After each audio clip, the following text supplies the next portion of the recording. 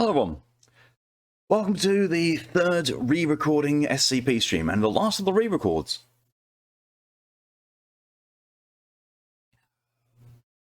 Well, I see the British recharge. I'm going to reject that and refund the points to you because I have coffee and I'm not going to double up on coffee and tea right now because one of them is just going to be stone cold by the time the other one's finished, so.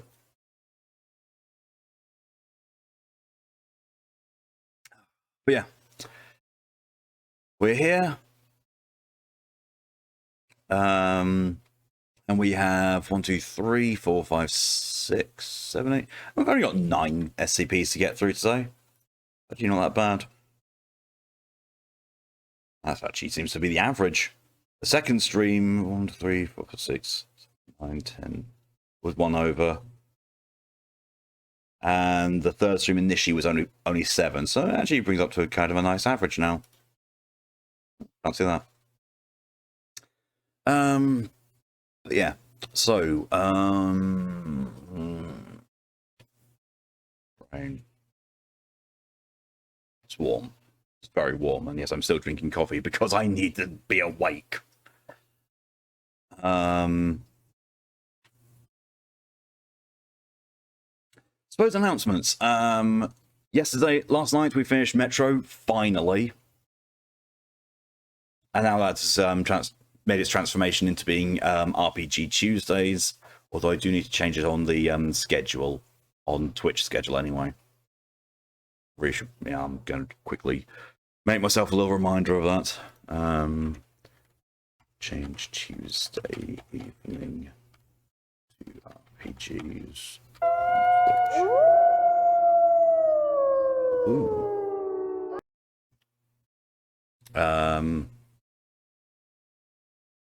And tomorrow, where usually was RPG Thursday, it's going to be Final Fantasy Thursday, and we're going to be continuing forward with that format. Tomorrow also may well see the end of Final Fantasy X, because I am pretty much at the end. I think. Yes, I am. I think we've realised there was one more save point from where I was, but I don't think there's any more obstacles. So that should get done in that next session. Whether we start 10-2 or not tomorrow, who knows? But we're definitely going to be finishing 10 tomorrow. The one-off game stream challenge is currently going on at the moment. Finish that and I will pick from a list of things. In fact, is there anything that jumps out at me? Actually, no, there is. Even without looking at my list, there is. Let me just double check on the list if there's anything that stands out there. That's a possibility.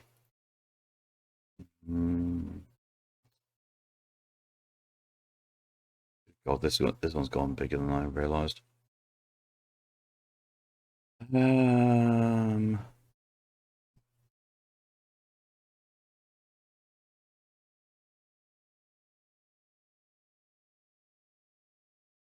I haven't even updated that with some more recent acquisitions.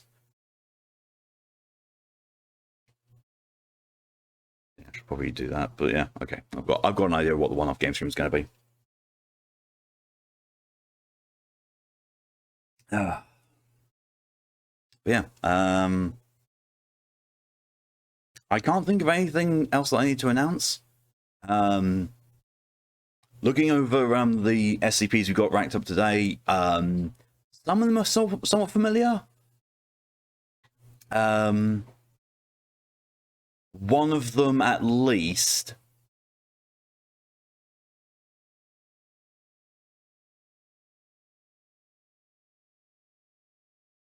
I think I remember really liking, like laughing my ass off, even though it's an actual canon one, not a joke one.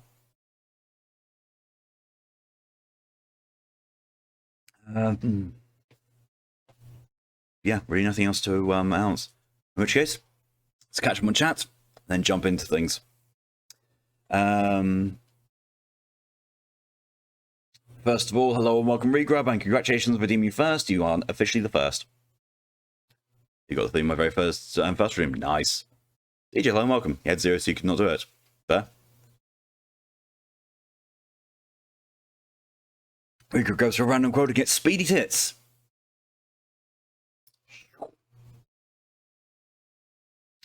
Oh, in the SCP for the third time, you should do more on that. I mean, in fairness, this is actually the 19th SCP stream. If you're counting the rereads, then this is the 19th one. Means maybe I should do something special for the next one because it's the 20th SCP stream, but at the same time, what the fuck special could I do? It's SCP reading. I'll see. Hello, welcome, ride.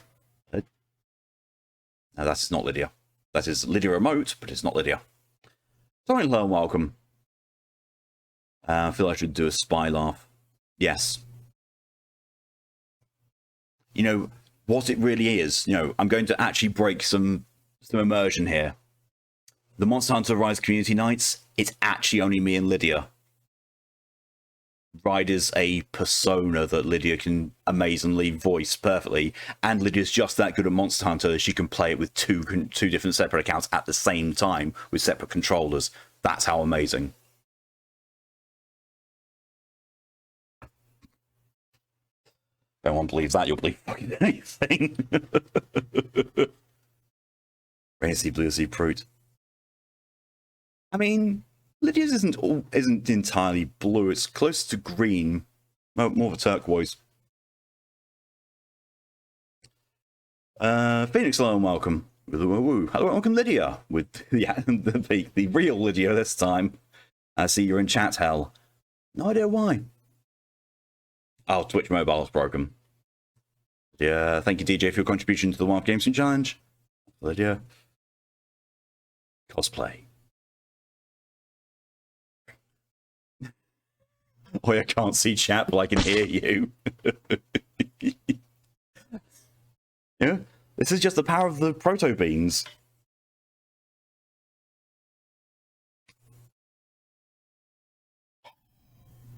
God, Brain, why? Brain immediately went to press start to play. Booping proto belly. Boop.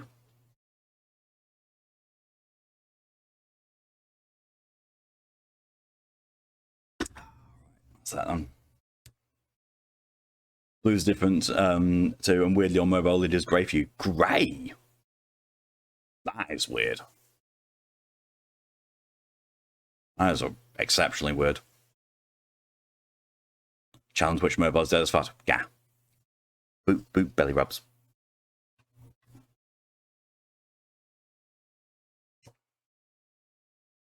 Can't see joke with everyone say stuff about Lydia.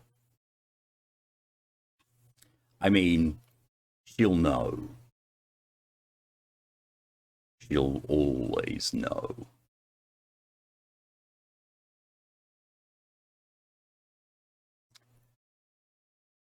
Blows my slightly colorblind. I just see three of the same.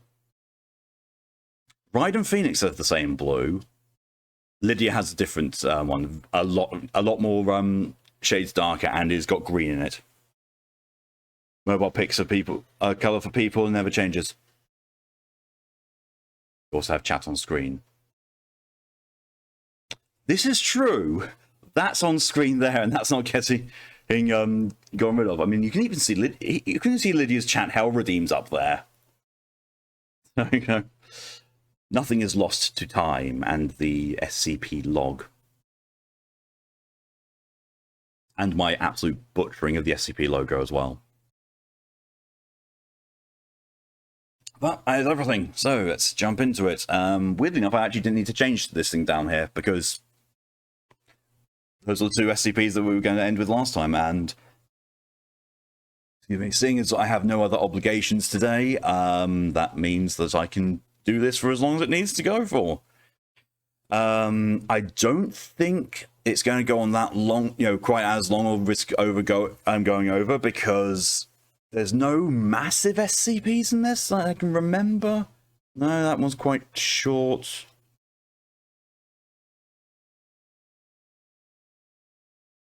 That one's short as well. Oh, wait, no, isn't that... I don't know.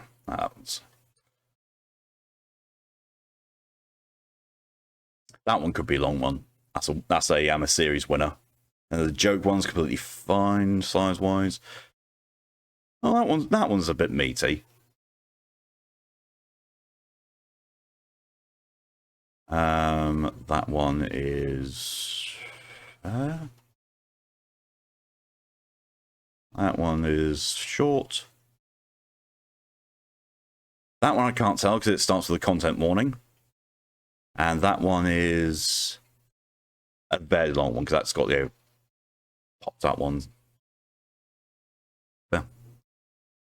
Thank you, Torian, for your contribution to the Wild Game Stream Challenge. Stream whenever you end today. I thought you weren't going to stream. Or was that last Wednesday that you said you weren't going to? I don't know. Today's Sarah's birthday. She's 2. Know that feeling. Capius turned 2 earlier this month or last month. He's only recently turned 2. No, Capius is going to be turning 2 soon. Dresden just turned 9. And they are both sleeping by the door. Capius covering his face, and both of them are showing off their beans. But happy catch day to Sarah. Or happy moment when Sarah finally wrangled to old Catman, yes. Stay with Italian, Taser's got your day, stay with Sorens. Ah. That was last week. Oh, fair. Yes, Dresden is very much an old Catman. And he has the grumps to go with it. I say she pop out of Mama Cat. I don't know why, but I always associate people doing birthdays with just, yeah, here's when we got them. We don't know when they were actually born. Cat birthdays are just a thing of nebulosity. Let's start this thing off. Sneezes away onto PC. Ah, hay fever. Welcome onto PC. I'm sorry, but I'm just... For anyone who's had a older generation PC, you know when hard drives start to really access the data on them, and that you get that weird spin-up speed and a slight graining noise? That's now what I've imagined Protogen sneezes sound like. I don't know why. You give him a picture of it taking a sensation with one. Ah. Makes sense. Okay, right. Jump in. Item number, SCP-085. Object class safe. Special containment procedures, revised on... Talking old stuff. A game called Azet, the John Faramore. It's using graphics from Zelda CDI. Maybe a new engine from what I've read from people who actually brought back the voice actors of Zelda's on Link CDI on Rob Delaney, what I heard. Is the original answer to the game? The game's interested, it's worth me because I'm 5 years younger than the Zelda CDI games.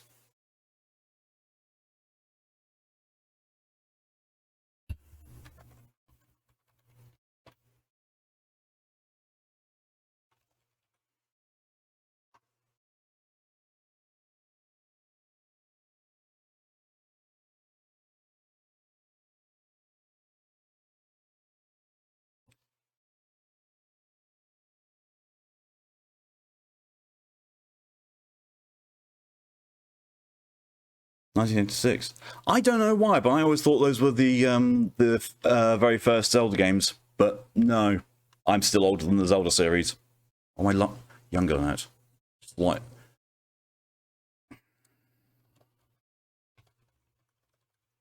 Let's have a look. Zelda 1 release date. I am slightly younger than Zelda, the series, as in a month and a half younger. Metroid, I think I'm older than. Yeah. Metroid, I'm 4 months older than. God, that makes me feel fucking old. Just imagine the sneeze of the Windows XP start noise. Actually, yeah, that works. Yeah. My papa would go in June ages ago, as far as I'm concerned, she's born that day. Entirely fair. Project needs now rattly hard disk drive discs. Well, something is. No, I've got it. That's what Protogen's stomach grumbling sounds like. Right. SCP-085 is to be contained in a single chalk white bond drawing pad in a secure containment facility. Supervised contact with 085 is unrestricted to all personnel with level 2 access. All personnel coming into contact with 085 are subject to searches and random psych analysis upon entering or leaving the containment area. Absolutely no paper or canvas media are allowed to exit 085's containment room. Any paper trash must be disposed of by incineration after careful inspection. Paper and art supplies are to be brought in only by authorized personnel. In case of fire, flames are smothered using a rapid atmosphere replacement and CO2 dumping system. Personnel are advised to quickly secure an oxygen mask and tank from the wall at the first sign of smoke or fire to prevent asphyxiation, as this procedure cannot be halted until all the fires are suppressed.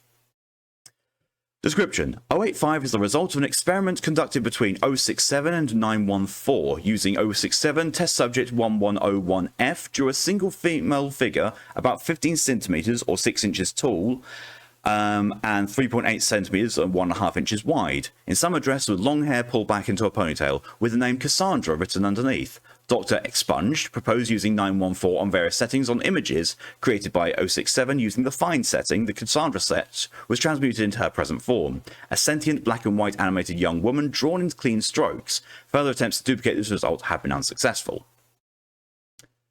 085 prefers to be called Cassie. She is completely sentient and, as of her, aware of her 2D form and her limitations in a 3-dimensional world. Although her voice is inaudible, she has learned to communicate with SCP Foundation personnel through sign language and writing. 085 may be communicated with by writing text on the paper she exists on. Personnel report that she is amicable and motivated, albeit lonely. 085 can interact with any drawn object on the same page as if it were real. For example, she is able to wear drawn clothing, drive sketched cars, and drink painted beverages. Except for animals and people, any drawn object becomes animated when in contact with 085, but immediately ceases and holds position once out of contact. Artwork initially depicted as in motion such as ocean waves and swaying trees animate to an equilibrium state and stay at rest until acted upon by 085. 085 has also demonstrated the ability to transfer from one sheet or image to another, as long as the two are flush. In the event 085 enters a picture that does not support drawn objects, such as a repeating pattern, the picture is converted to a background image. 085 perceives the picture as an endless plane of the image drawn upon it.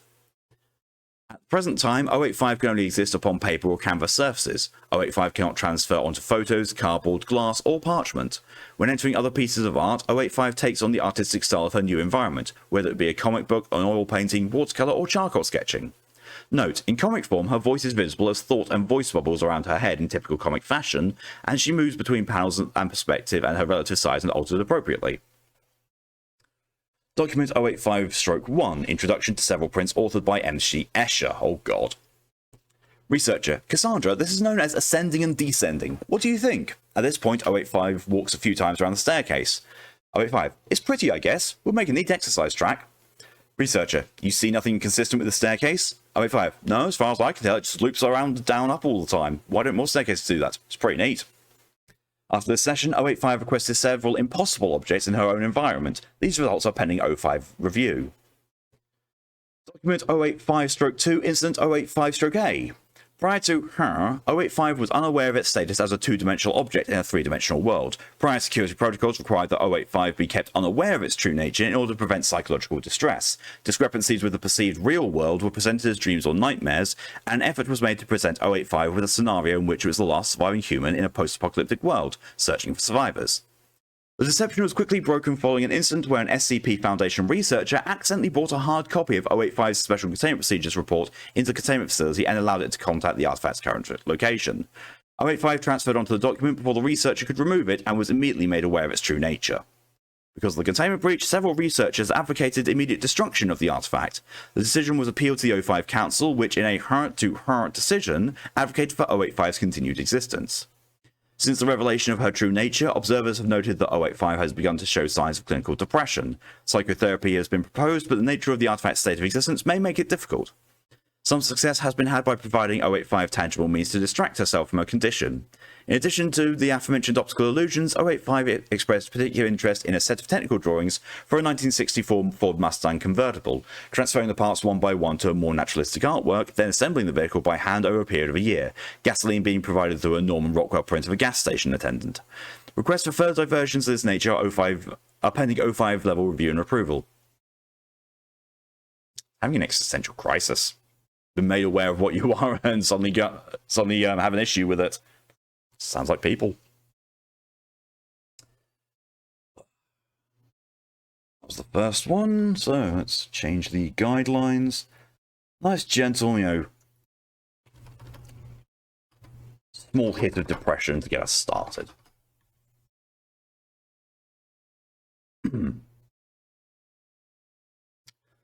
The next one, item number SCP-5500, object class Apollyon, classified. Special containment procedures. Eschatological lifted veil protocols are in place due to 5500. The general public has knowledge of anomalous phenomena and the existence of the Foundation due to the apocalyptic state of the multiverse. All Foundation research is focused on attempting to find the malefactor responsible for the deaths of all 5500-Omega incidences. All current motives and persons associated with the deaths of 5500-Omega instances are under investigation. Scarlet Letter investigative protocols are utilized throughout this file and related documentation to convey information. And highlighting that reveals memetically coded text which is color-coded red and underlined, used to convey information learned about Malefactor and the method of the murders in such a way that only entities who exist above the known universe can receive information.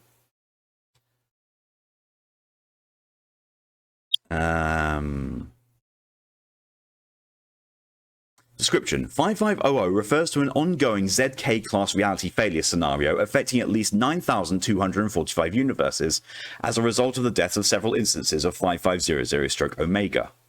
5500-Omega are humanoid, possibly human entities that exist in reality above the greater multiverse observed by the Foundation. These entities have the capability to alter our reality and adjacent realities through the medium of creative writing, though the amount of influence they have is unclear. The death of a 5500-Omega instance causes severe metaphysical backlash to the universe or entities it had part in influencing. The broadness of the sphere of influence varies, as does the corresponding level of destructions. The apparently natural death of 5500-Omega-1, cause of death was attributed to a heart attack, resulted in the deaths of at least 4 individuals and 3 SCP objects, while the murder of 5500-Omega-56, cause of death lacerations to stomach after being force-fed several polyhedral objects. One way to turn them into a dice bag, I suppose. Resulted in the complete destruction of the Horizon Initiative in all observed universes, as well as the depopulation of the United Kingdom in the base of the universe. I'm just ahead of the curve, apparently. 5500-A is the third iteration of a device that was meant to observe 5500-Omega instances in their reality. Further information is classified and stored only on a hard copy at the following address. Clicking that takes me to the offset. Oh god, I remember this one. I am not going to be reading all of this. In fact, I think I'm only going to read the first offset because this thing is huge. This is absolutely huge.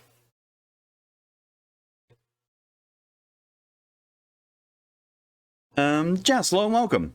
Hands up, this is a robbery. Put all your SCPs in the bag right now. Only if the bag itself is an SCP. Otherwise, can't do it. Taking control of the pen, utilizing pataphysical theory to create a better world, striking out a murder weapon. By Dr. Catherine Sinclair, Dr. Jack Bright, et al. Abridged. Abstract. We found out that there is a god, and it is SCP-001, and it's a bunch of horror writers. That tracks. That tracks. Those are the words that close out the infamous S. Andrew Swan proposal, at least the portion available to the larger Foundation. Also, it's hard for you to get out there, to grasp, but on this side of the fourth wall, we don't have all the information. Well, I do. God is real, but if what's being said is true, then God is at the very least capable of writing, of thought, and perhaps capable of sight. As it turns out, a lot of them are nearsighted. Utilizing knowledge, astral projection theory pioneered by the Department of Occult Studies and the Global Occult Coalition's Sunspotting program, as well as advances made during Operation Wallbreak. Operation Wallbreak was an attempt to cross over the fourth wall using Site-19 as a launching off point. It nearly killed everyone involved and the survivors were driven mad, but recovered with counselling. In 2023. It's happening. Project Swan, we never actually figured out what it stood for. Bright suggested it and said we'd figure out a backronym later. aims to utilize Foundation resources in order to directly observe and possibly control the so-called horror author entities. How's everyone? I'm doing good. Just sitting down and listening to some SCPs going weird. Utilization. To be blunt, the Swan engine temporarily kills its user. How we didn't lose funding at this first line, I will never know. Through the cessation of all vital signs for at least 2 minutes, the soul is allowed to leave the body. Utilizing a metaphysical upwards funnel, the Swan engine siphons the soul to a higher plane of existence. In several cases, the higher plane would mean a place in Nibbanic or heavenly state. However, the Swan engine allows for temporary egress of consciousness from the known Foundation multiverse, KFM, entirely into a reality occupied by the horror author entities proposed in S. Andrew Swan's proposal. With the consciousness of the individual in the Swan engine temporarily riding along with the consciousness of one of these entities, able to observe but able to communicate or interact, at least in the first iteration. The next iteration of the Swan engine is in development, with the goal of allowing us to communicate with the author entities, giving suggestions on how to mold narrative forces to benefit the Foundation. We wanted happy endings. We don't know if they puppet us or if we're just being observed. Bright thought the former, West the latter. All these years, I'm still on the fence. Testing log. The first test of the Swan engine was conducted using Dr. Catherine Sinclair as a test subject. The following is a transcript of events as observed by Dr. Sinclair's colleagues at the time. Dr. Sinclair, I'm within the engine's compartment, ready for liftoff. Dr. West, introducing gaseous agent. Time is 15:32 on April the 1st, 2024. Researcher rounds. You better be able to get her back, John. Dr. Sinclair, I'm going to be fine, Monty, I promise. Dr. Bright, gaseous agent should take effect in 3, 2, now. Dr. West, vital signs negative. She's gone. Dr. Bright, starting the clock. We'll activate revival at 3 minutes. Brain scan on. Reynolds, there's activity all over the place. Pain receptors are going haywire. Dr. Bright, get the readout. Printout reads, sensation, pain detected in right hand. Sensation, irritation and impatience. Sensation, sight, small room, 2 chairs, desk. Sensation, sight, 1 humanoid individual, error. Sensation, error, hyperreality. Error, hyperreality. Error, mental failure imminent. Error, sensation, migraine. Error, sensation, internal monologue. Reynolds, get her out now. Bright, flushing agent, oxygenating room, adrenaline incoming. Vital signs returning. Irregular brainwaves detected. Cognito-hazardous vocal patterns detected. Do not open compartment. Repeat, do not open compartment. Dr. West, I can feel... Fuck, why can I feel it? Reynolds, my head's splitting open. Dr. White, what the fuck is going on here? I'm not feeling anything. My colleagues, hold on. Flushing metaphysical funnel. Brain activity returned to normal. Reynolds, Jesus, her hair's gone white. Catherine? Dr. Sinclair, I saw it, Monty. I saw God. They had a cast on their arm. Reynolds, Jesus, her throat is hemorrhaging. What was that? Dr. Bright, if I had to guess, a hyper-reality transposing itself onto one of us. Fuck. This is... Fuck. This is indeed fuck. That's also where I'm going to be ending that SCP, because it's long as all fuck. I definitely don't have time to do all that. I do encourage reading of it yourselves, because it's a good one.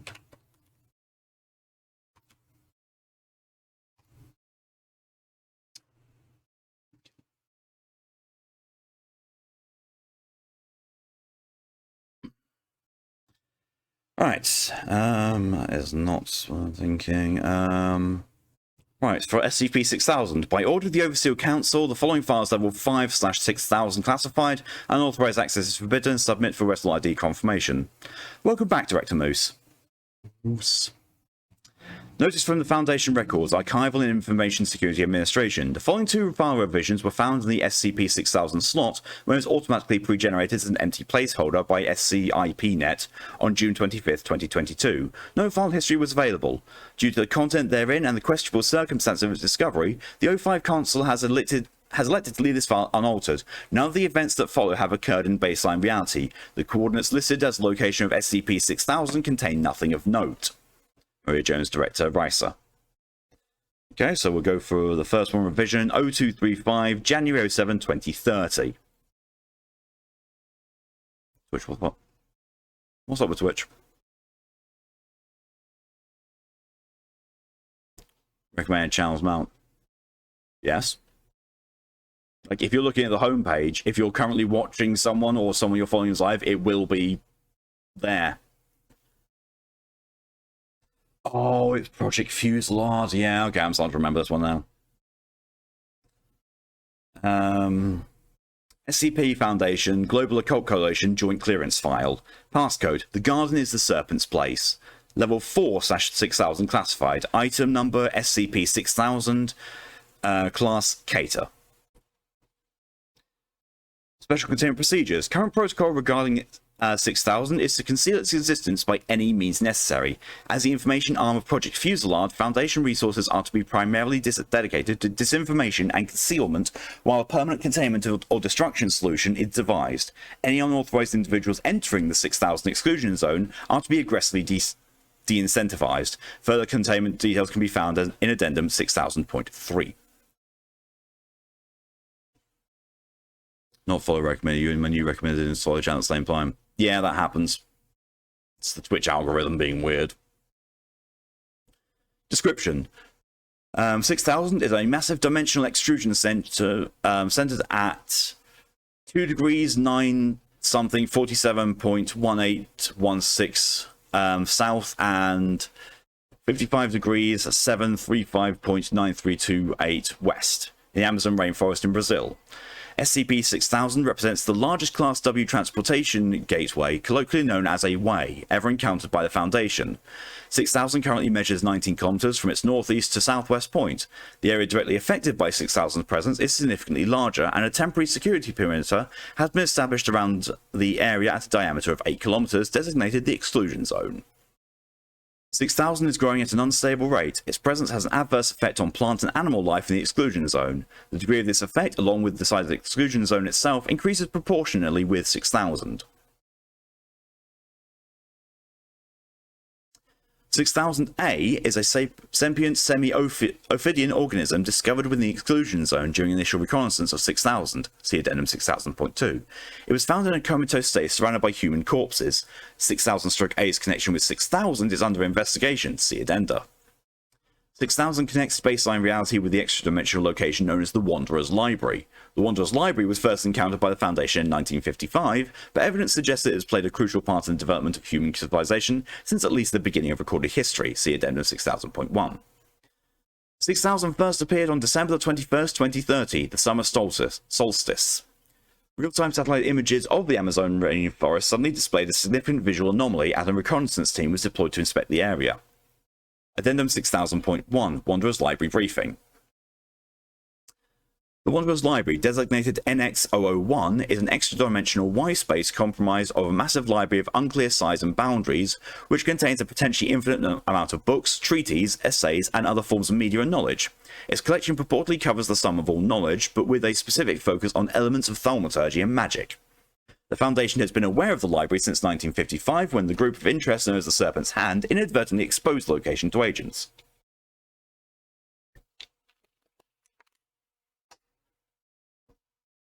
The library is maintained by librarians, entities that range in size and shape but are typically heavily modified humanoids specialized to the service and protection of NX-001. Those who break the rules of the library are subject to being transformed into librarians to work off their debt. This fate has befallen a number of Foundation personnel. NX-001 is closely connected to GOI-014, the Serpent's Hand. The Hand are known to use the library as a meeting and staging point for operations due to the relative safety it offers. Numerous attempts have been made by the Foundation and GOC forces to penetrate into the library, but almost all have failed. The Foundation, along with the GOC and Chaos Insurgency, were originally barred from the library due to the library's opinions on those who attempt to suppress the abnormal, but have in recent years relaxed their stance. Site 19 director Tilda Moose has had extensive experience with the Wanderer's Library and the Serpent's Hand as a former Type Blue entity, and has gained several security briefings on the topic. Open file. Begin excerpt. Moose. Extra-dimensional is a technical term, though not very descriptive. The library isn't on our world, though it's connected to it. You reach it through ways. Ways are a network of basically magic portals that take you from one place to another. They're scattered around the world. A way can be anything you can picture as a door, or anything like a door. A cave, an archway, the back of a truck. Some of them are just art pieces. I once used a picture of a door to enter the library back when I still could. Oh yes, I used to be a library goer. That was a long time ago though, back when I ran with the other groups. Yeah, I suppose otherworldly is the best word for it. Nothing quite compares. The architecture and decorations are They're not alive, but they're mutable, always changing. When I frequented, the place was on an Art Deco kick. You could look up and see the constellations on the false ceiling. That all ended when I joined the Foundation, though. Library does not like us, to say the least. Especially not me. No, I would not like to talk about it. Moving on. End excerpt. Addendum 6000.2, Initial Encounters. Unexplained Event Report. Location, Amazon Basin, Brazil. The same coordinates as before. Status ongoing. Time, 11:49 AM local time, December 21st to present. Disruption class, Kenneck. Event summary. Large visual and spatial anomaly, half a kilometer in length, resembling an iridescent rip in space. Nearby flora and fauna alters in the shape, color, composition, and size, increasing in alteration by proximity to anomaly. Long-range visual surveillance suggests that it is a way leading to the library, but significantly larger than any previous encountered. Physical confirmation required. Suggest immediate containment team and specialized attachment of MTF Sigma 3. Edit. It's really beautiful, you know. Communication from the three-man reconnaissance team ceased after this transmission. A ResCon team and a fire team from MTF Sigma 3, known as bibliographers, were immediately deployed to the location. They found the surveillance team's equipment and supplies, but none of the three members. Tracks leading away from the site indicated they had gone into what is now the exclusion zone. While searching for missing reconnaissance team, personnel discovered the corpses of 12 unknown individuals dressed in robes at the foot of a thaumaturgic ritual circle. In the center of the circle was 6000-A, coiled and in a comatose state. The entity was quickly alerted to containment at Facility 57. In the interim, one of the fire teams was outfitted for an expedition into 6000. Due to her extensive experience with NX-001, Waze and the Serpent's Hand, Director Moose was flown in from Facility 57, where she was on an administrative visit to accompany the fire team. Open file.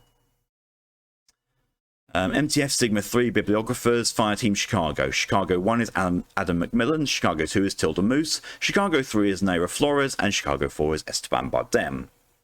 Begin log. 1. Beginning approach to 6000, no sign of the recon team. Command, copy that. Chicago cuts through the tree line, advancing through the thick foliage. 3. Wait, you guys hear something? Chicago freezes, indistinct noises can be heard faintly. 2. It's coming from an anomaly. Command, you're still clicking a half out, Chicago. 1. Copy, keep moving. Chicago continue to advance through the jungle. 3. There's something wrong with the air, Command. It's all shimmery, like an oil slick. 2. It's like an oil sheen on the plants. I've never seen anything quite like it. 4. Taking sample photos. Oh, look at this. A large portion of the tree trunk extended several dozen feet high has been transfigured into a bookshelf. There are no books present. 3. When did that happen? 4. It's still happening. Look. The trees immediately nearby are undergoing the same process as the bark and wood disintegrate to form natural bookshelves. 2. This definitely isn't a normal way. 1. Eyes up, folks. We're about to break over the ridge, Command. Command, copy that, Chicago. You're clear. 3. Holy shit. Hold on. 1 adjusts his body camera. A large swath of the forest has completely disappeared and been replaced with a large cut in space, leading into an empty wing of NX-001. No books are on the massive shelves, and no entities are visible inside. 2. It's empty. That's new. 4. What the hell? 1. Weird. Command, permission to investigate. Command, stand by. Permission granted, but 2 is going to have to stay outside. Don't want to risk pissing them off. 2. Of course. 3. Roger. 3 shrugs off her assault rifle and sidearm laying on the ground. 2 draws her handgun. Chicago advances into the clearing, their boots clunking. 1. Huh. 1 kicks the dirt on the ground. His boot hits something hard. It's hardwood, just covered by dirt. What the fuck is going on here? Chicago approached 6000's edge, looking inside. 1. Hello? Anyone there? Permission to move in, Command. Command. Permission granted. Be careful. Chicago steps through 6000, arriving on the other side. 2 remains on the earth side. 1. Command, you read? Command, loud and clear. Anything? 4. It's totally empty. I don't like this. 3. This place feels different from the library. 1. I thought that was just me. 2. No, definitely different. Look at the ceiling. There's no roof. It's just dark. The shelves are unvarnished. 1. It's unfinished. I didn't realize that could happen. Distantly, a large noise is audible. Chicago has adopted a defensive position. 4. Oh, shit. A massive red millipede passes between 2 shelves ahead. Ignoring Chicago. Its pincers skitter. 4. Archivist. 1. Command, please advise. Command, you are authorized to attempt to peacefully engage. Air support has been scrambled from Facility 57 as backup. 1. Copy. Hey, hello? Entity turns to Chicago and screeches, slamming its pincers together. A feminine hiss is heard. I see your intentions. Be gone. Several Class 3 librarian entities clamber over the tops of nearby shelves. They are humanoid arachnids with elongated bodies, 4 eyes, and additional limbs. They wear the uniform of the reconnaissance team. 1. Oh, Jesus. Hey, we've done nothing wrong. We haven't broken the rules. What is this? Librarians begin descending the shelves and advancing. Chicago begins to move backwards close to 6,000. 2. Guys? Command. Pull out. Now. 1. Go. Chicago turns and runs towards 6,000, several dozen meters away. Librarians drop to the ground and lope along in pursuit, considerably faster but further away. 1 catches up to and tackles Chicago 4, bringing him to the ground. Chicago 2 draws her handgun from the other side and fires into NX-001. 4. Fuck, help! 3 returns and rushes to aid him, punching the librarian in the jaw. Several Class 2 librarians, hooded entities several meters high, holding lanterns, round the corner. Chicago 3 turns to Chicago 1. 3. What the fuck are you waiting for? Run! 1 turns and runs with librarians less than a meter behind him, throwing himself through 6,000, just as 2 AH-1Z Vipers from MTF Delta 45, Rolling Thunder, swoop into the clearing, laying suppressive fire near 6,000. Chicago 1 and 2 are rappelled up and safely recovered. End log. That was hairy. The sudden unprovoked hostility from NX-001 and transformation of the reconnaissance team into librarians, a punishment typically reserved for serious breaks of NX-001 law, prompted an emergency council meeting the next day, while MTF Delta 45 maintained the security perimeter around 6,000. Chicago 1 and Chicago 2 were evacuated to Facility 57, the ad hoc organizational facility for the containment of SCP-6000. 6000.3 Containment Response. Due to its relatively remote location, the threat posed was not as significant as it could have been. Nevertheless, the possible threat of a permanent large Class W way on Earth was significant. On December 23rd, SC Povacom, known as the Overwatch Command, authorized the first series of containment and mitigation protocols for the in-situ containment of 6,000. These were packaged together as Project Fusillade. The designation of Facility 57 as official containment facility of 6,000, the construction of a fence around the exclusion zone to deter wildlife and travellers, the requisition of resources for the long-term study of 6,000, the arrest of known cells of GOI-14, the Serpent's Hand, the authorization of members of MTF Sigma-3 to aggressively seek out means of combating NX-001. Excuse me. Open file. Council vote summary. Yay is 05123. 5, 7, 9, 10, 11, 12, and 13. Nay is 4. Abstain is 05, 6, and 8. Status approved.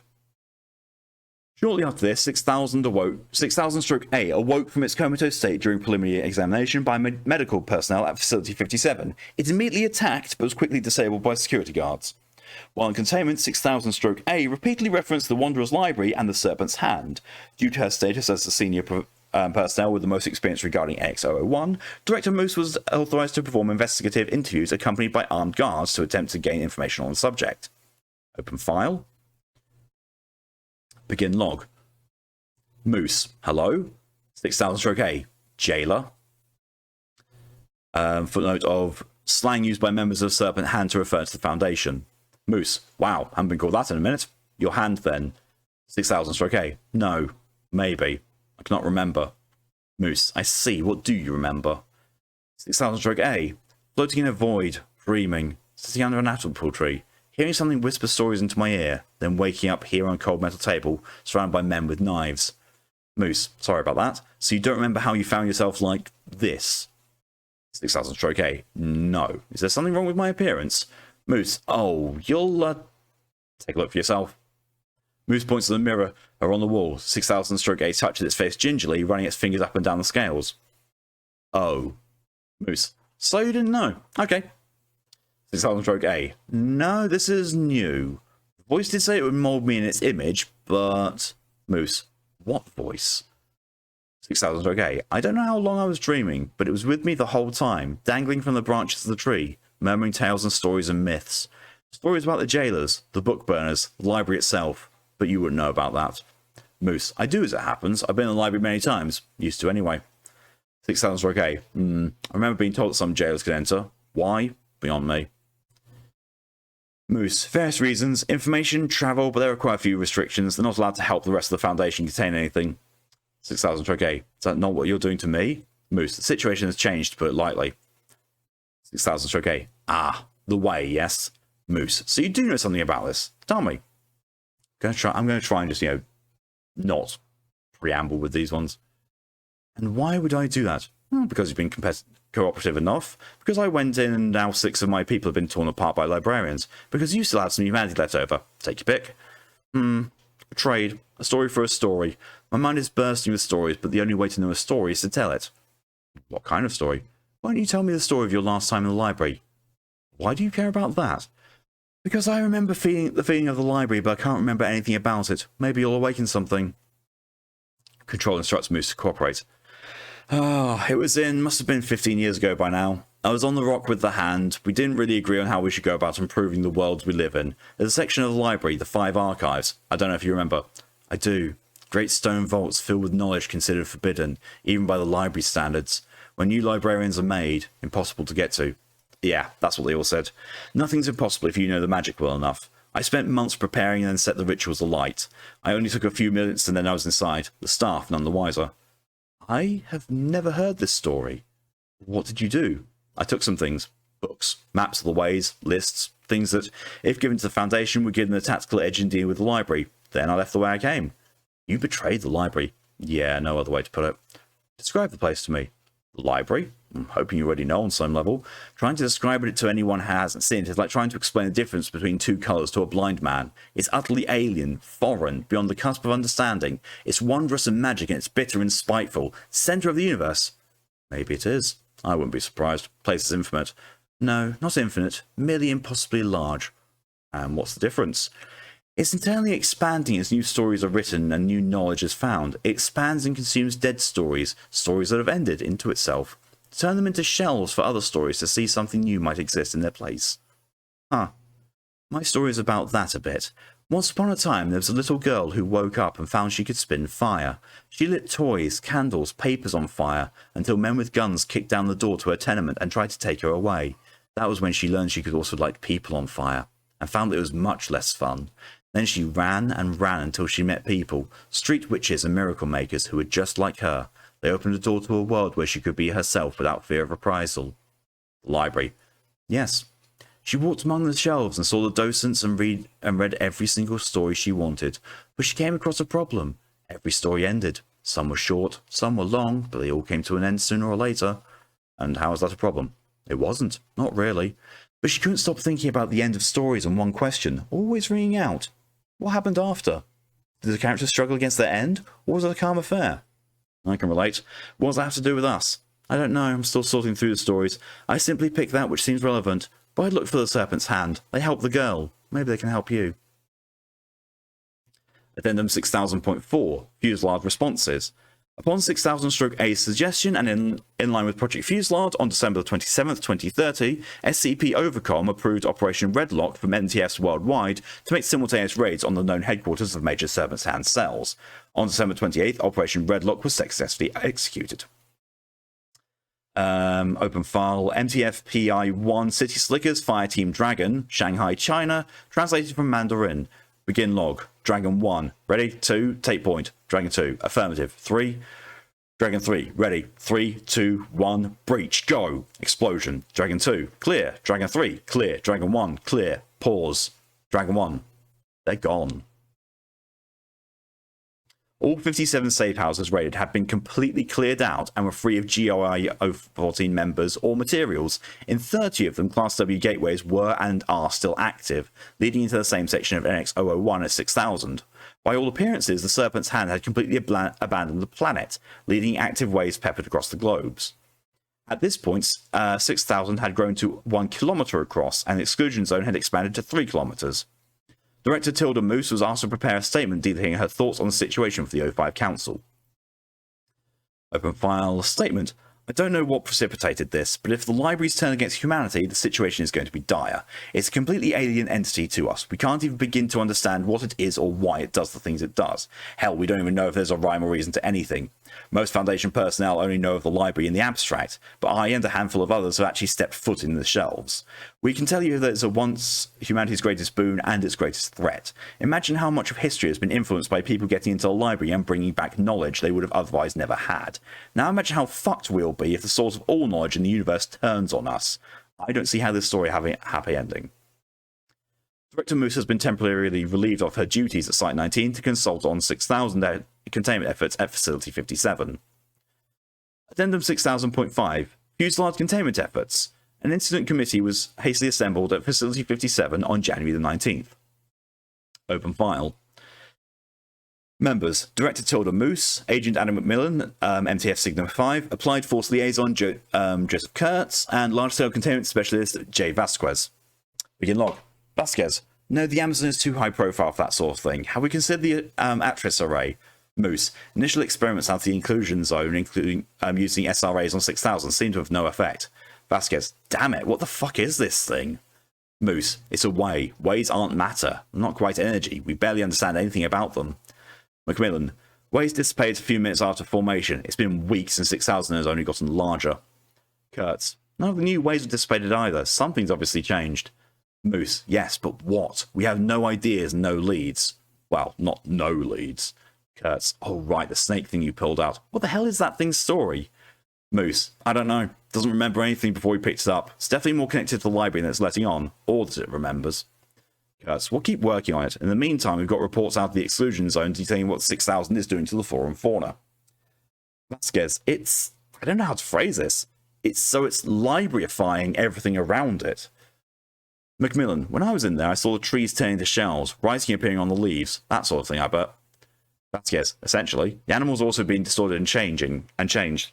We spotted jaguars with extra limbs, birds 2 feet tall and with writing all over their wings, etc. It's warping the landscape into part of the library. Kurtz: And the larger 6000 gets, the larger the exclusion zone gets. Macmillan: Bad news. Kurtz: Yeah, to say the least. That said, I have some ideas that are worth trying. Let's hope one of them works. End log. Bridge fuselage containment attempts log. Proposed containment. Use flame and heat-based weaponry such as flamethrowers to incinerate trees affected by 6000. Containment results. Affected trees within the exclusion zone proved resistant to heat-based weaponry, rapidly regenerating all burnt matter. Proposed containment. Fire high-yield explosives into the mouth of 6000. Containment results. Explosives repeatedly failed to detonate after crossing the threshold into NX001. Proposed containment. Train the Atris array, a satellite-based SRA system, upon 6000 at full power. Results: 6000 and exclusion zone completely unaffected. 34 entries abridged. Open file. Begin log. Between Moose and 6000 and A again. Hi again. Jailer? Why do you keep calling me that? You're not Hand. You can't even remember the library. Oh, but I can. I can remember some things now. Not everything, but hopefully it will come. Really? What is it? I remember being a young woman in the Dynodon's hand, searching for the worship of knowledge in the library and out. Worship? Or religious of the hand? I damn well know. I ran with them for years. Really? And now you're Foundation Director. What changed? I don't want to talk about it, but suffice to say I realise maybe not all knowledge is meant to be shared. Anyway, you were saying? Yes, the Hand started out as a cult, thousands of years ago. The Hand of the Serpent, a warrior cult dedicated to the worship of the serpent that created the library. The serpent? Knowledge incarnate, the spirit of learning, the Naga, Jormungandr, the snake in the tree. Every mythical snake iconography is said to stem from the primal serpent. But no one knows it's actually real. Shush, let me finish my story, Jailer. The Hand were powerful, long-lived monks, but eventually died out, leaving their teachings behind. Theses, passages, essays on why the spread of knowledge was the greatest honour possible and should be done at all possible cost. Many years later, people from the world discovered these writings and christened themselves the New Serpent's Hand, the one you and I know today. They shed the trappings of ritual, but the worship of knowledge as an ideal remains. Wow, I had no idea about the origins. They never told me. Neither did I when I joined. This is a new story, whispered to me by the serpent in my dreams. Wait, what? Draw the lines and connect the dots, Jailer. The serpent is real. She is the spirit of the library, and in a ritual circle over an intersection of ley lines in the Amazon rainforest, I spoke to her. And you heard stories. And I heard stories. Of her seeing the library into reality at the beginning of creation, of her moulding its halls and then retiring to slumber under its foundations in exhaustion, of patrons wandering down speaking to her, even now. Wow. And of stories utterly unrelated to her. Do any of these stories help me? Heroes of old figuring out how to stop the library when it goes insane or out of control, bent on destruction? The library's not supposed to kill or invade. It's beyond all that. It's neutral to a fault. I just don't understand why this is happening. No stories like that, Jailer. I'm sorry, but that's not how the story ends. Endings are mutable. Oh no, that's not true. Endings are set in stone, but endings don't matter anyway. How's that? To any observer, your story ended when you betrayed the library and came to the Foundation. But it didn't. You didn't stop existing. You just transitioned to a new narrative. When were you with the director of Site-19? That's not a narrative. It's my goddamn life. I never finished my story, did I? The little girl read and read and read until one day she realized she had already solved her problem. Of course they all ended, but she moved on to the next story. There were always more stories. No point in lamenting what was inevitable when she could move on. I only wish it ran like that in real life. Yes, all the stories I see with the Foundation staring down the end of the world. They have the book burners by their side. I suppose there's something to say there. Rivals allying themselves against a threat greater than either could imagine. Smoking ash, a fusillade of fire against a wall of trees. Wait, a fusillade? How did you go now? Addendum 6000.6, GOC inclusion. Per 6000-A statements, a vote was held on whether to declassify details of 6000, the surrounding situation, and Project Fusillade to liaisons of the United Nations Global Occult Coalition in exchange for assistance in containing or terminating the anomaly. Open file. Council vote summary. Yay is 05, 1, 2, 3, 5, 9, 10, 11. Nay is 05, 4, 7, 8, and 13. Abstaining is 05, 6, and 12. Status approved. Diplomatic agents were deployed to the GOC's operating headquarters in Germany for a pre-arranged meeting with material regarding the status of 6000 and associated subjects. Upon deliberation, GOC officials inked a statement indicating interest in expanding Project Fusillade to a joint venture. Within the following days, GOC Physics, Psyche, and Ptolemy Division personnel were transported to Facility 57 to aid in researching attainment of 6000, which had grown to 2 kilometers across. Due to the unprecedented failure of Fireteam Chicago, both the O5 Council and GOC Command authorized a mission for GOC Strike Team 9842 Probable Cause to perform a rapid surgical strike to attempt to gain access to the Wanderer's library and ascertain the situation from the inside. Pokélol Amalgam, taking a trip to the library, huh? Yes. I think there's also another one of these deals with the library as well.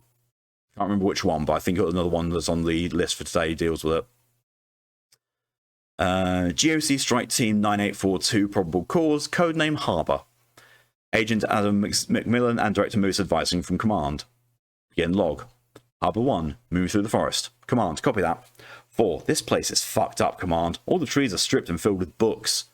2, they're empty too, just leather-bound blank pages. Take a sample? Negative. Harbour, get in and get out ASAP. 3, roger. 1, contact. A large figure passes through the tree line ahead. Harbour drops to the ground, silent and unmoving. They remain there for a minute. 3, clear. 4, clear. What the fuck was that, Command? Command, it looked like a librarian. Class D, KTED. Sorry, not used to the GOC slang. 1, roger. No worries, Skipper. Let's move. 2, coming up on TE now. Holy shit, it's huge. Command, estimate Harbour 2. Gotta be 3.5 clicks minimum. So into Drake project poses. It's a snoozy pro 2. Command, roger. Any entities in sight? 1, negative. Moving. Harbour rushes through the tree from the tree line through 6000 into NX001. 1. We're in. You read? Command, yep. Remember, see if you can find anything or anyone that looks like it could answer some questions. 1. Roger. Going quiet. Harbour moves through the empty shelves of the library, progressively clearing corridors for several minutes. They eventually find a lectern holding a single thin book. 3. Got something. 3 moves to the lectern. The book's cover is green leather and has the title In Progress embossed into it. 4. Odd. Taking it. Excuse me. Command. Roger. The same hissing, unidentified voice from Chicago's incursion is audible. No, you are not. 1. Who said that? Why are you here? Do not lie to me. Command. Fuck. Harbour? Harbour, come in. 1. Slowly the trolley. We're following orders. No. Why are you here? 2. I don't know. Because you wanted to see what the other side of the Fade was like. Don't worry. Curiosity is a virtue. Once I saw a patron here, desperately consumed with questions about the logic of the library. He wanted to know how infinity worked, how was it possible the library could be truly infinite? Where did the space come from? From stories, of course. The library takes finished stories into its shelves and takes finished worlds into itself, often one and the same. You are book burners, but you are pure of heart. Little children ordered around by men who hate what is going to happen to their story. You are welcome here, all of you. You survived for a reason. Both of you. Signal cuts out. After Harbour's signal cut out, 6000 exhibited a rapid growth pattern, growing to nearly 3 kilometers in a matter of 2 hours. Foundation deep well solutions began being considered. Addendum 6000.7 Veil Failure. Following Operation Harbour, several radio signals began broadcasting from 6000 and all waves found during Operation Redlock at various frequencies. The message contained therein was simply the same hissing, feminine voice repeating the exact coordinates of 6000's epicenter and the phrase, "The garden is the serpent's place." Within hours, the larger global community had discovered the signal, and it began to quickly accrue attention online and through the media despite significant Foundation efforts to impede its discussion. Aethergon gang lead. You guys seen the pictures coming out of Brazil? MSM's probably going to get a hold of it by tomorrow and suppress the story, but it's insane. I have no clue what the hell is going on in the Amazon, but the pictures make it look like some sort of oil slick. It's kind of beautiful. Wall Street Journal magazine. The Amazon anomaly. Arctic Abode. Yep, turns out I'm not nuts. My friends have been hearing it on their car radios and hams too. A woman's voice, sort of nasally, repeating numbers, coordinates I think, and the words, "The garden is the serpent's place." Sounds biblical, maybe a passphrase of some sort. Now, here's the kicker. If you look on Google Earth or anything for the coordinates, everything's fine. Doesn't show anything out of the ordinary. But if you use a backdoor to get into the wildlife observation cameras scattered around, the cameras went offline immediately after, but I managed to save this image. Starting to think I could go down there. This could be big. The Guardian, Brazil under lockdown. Containment efforts simply contributed to the individual's belief of a conspiracy and eventually resulted in several individuals attempting to reach the exclusion zone on foot over the following weeks.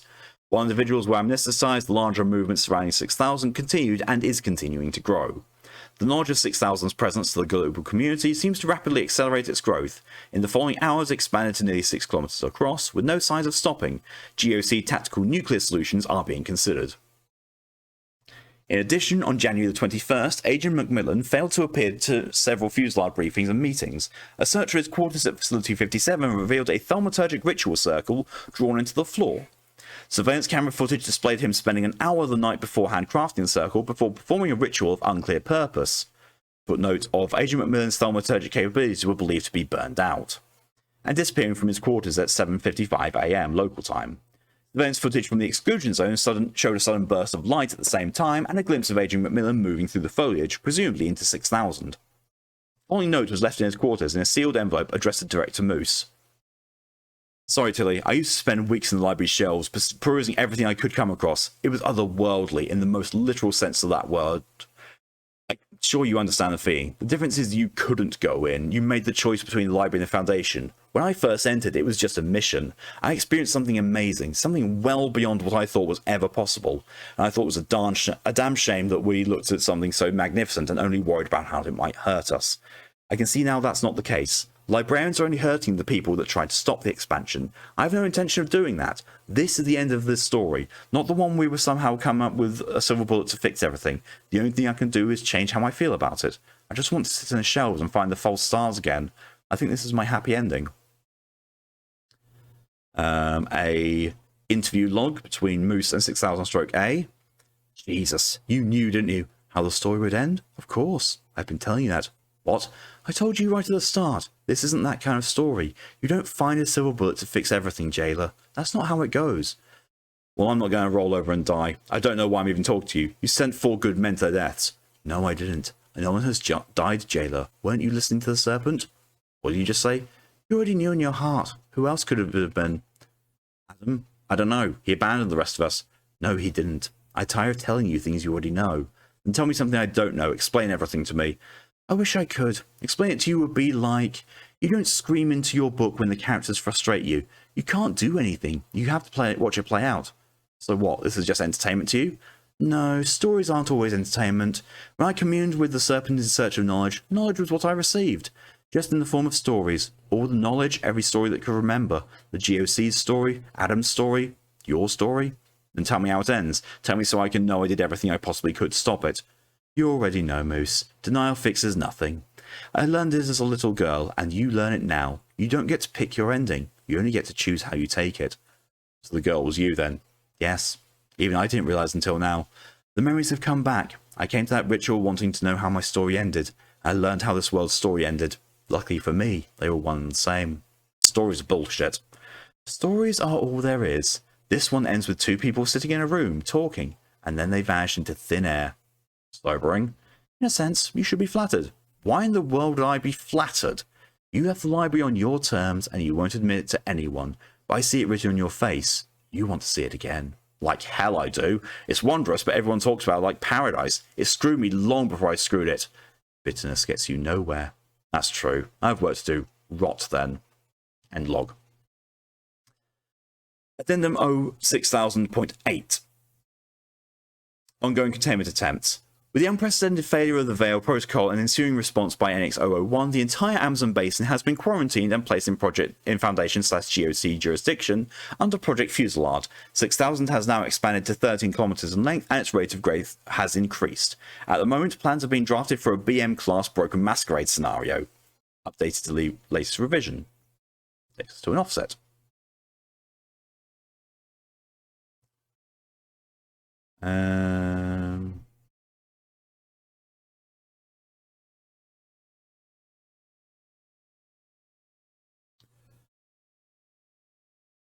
Okay, so we're back to a new Project Fusillade one. Special containment procedures. Containment of 6000 has failed. All Foundation/Fusillade personnel left on Earth should report to their site's HMCL supervisor to receive further instructions. Description. 6000 is the section of the Earth that has been transformed into a section of the extra-dimensional location known as the Wanderer's Library. Currently, 6000 covers the entirety of the Western Hemisphere and is increasing in size. 6000's transformation began in the Amazon basin in South America and continued across the entire hemisphere in the following weeks. Despite joint Foundation and GOC efforts under Project Fusillade banner to impede its progress. On that because it's been hit by CPS, no problem at all. All population centers, Foundation, GOC, and Fusillade sites, including 6000, are considered lost. The Veil Protocol is to be disregarded. Currently, Containment 6000 involves evacuating Fusillade personnel to designated extra-dimensional backup sites. 6000 covers 58% of the Earth's surface and is actively growing. Projections indicate it will cover the entire planet within 2 and 2.5 weeks. Addendum 6000.1 Final Log. The following was the final audio log recorded and broadcast from Facility 57 before it completely subsumed into 6000. Once it was believed all personnel and useful anomalies had been evacuated, investigation revealed that Director Moose had never boarded any of the evacuation choppers in the chaos.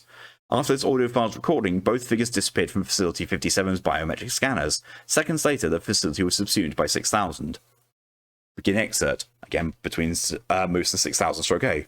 So what happens now? What do you mean? We wait. What else is there to do? Nothing, I suppose. We wait.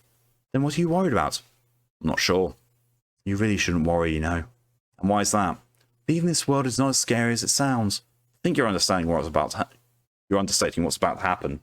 What's about to happen then? This is what always happens. This is natural. No, to hell with that. There's nothing natural about this. The world is being eaten alive. We're sitting and watching the apocalypse, and we can't do anything about it. Do you think there's going to be anything after this?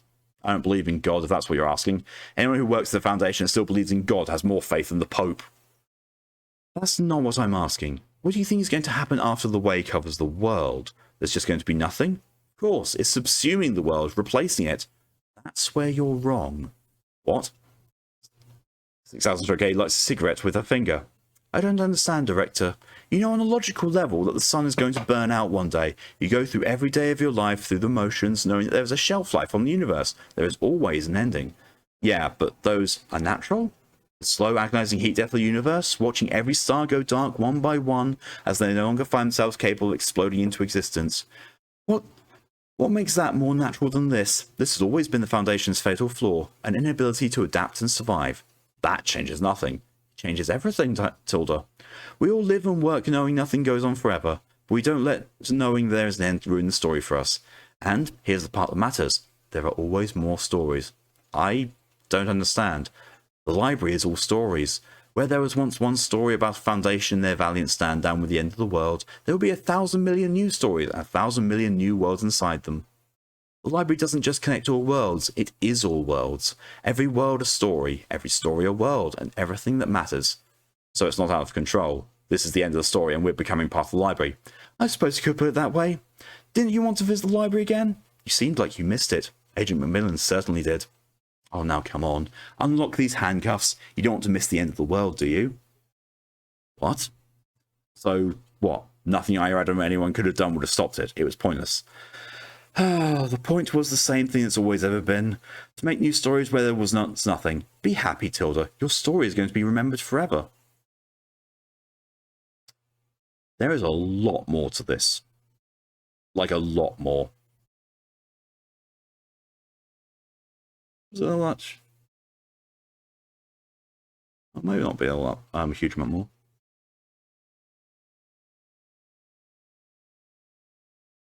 Okay, there's like 2 conversation options to pick, and they both go to their own offsets things. So we'll go for the first one, then for the second one. So the first one is, what if I don't want new stories?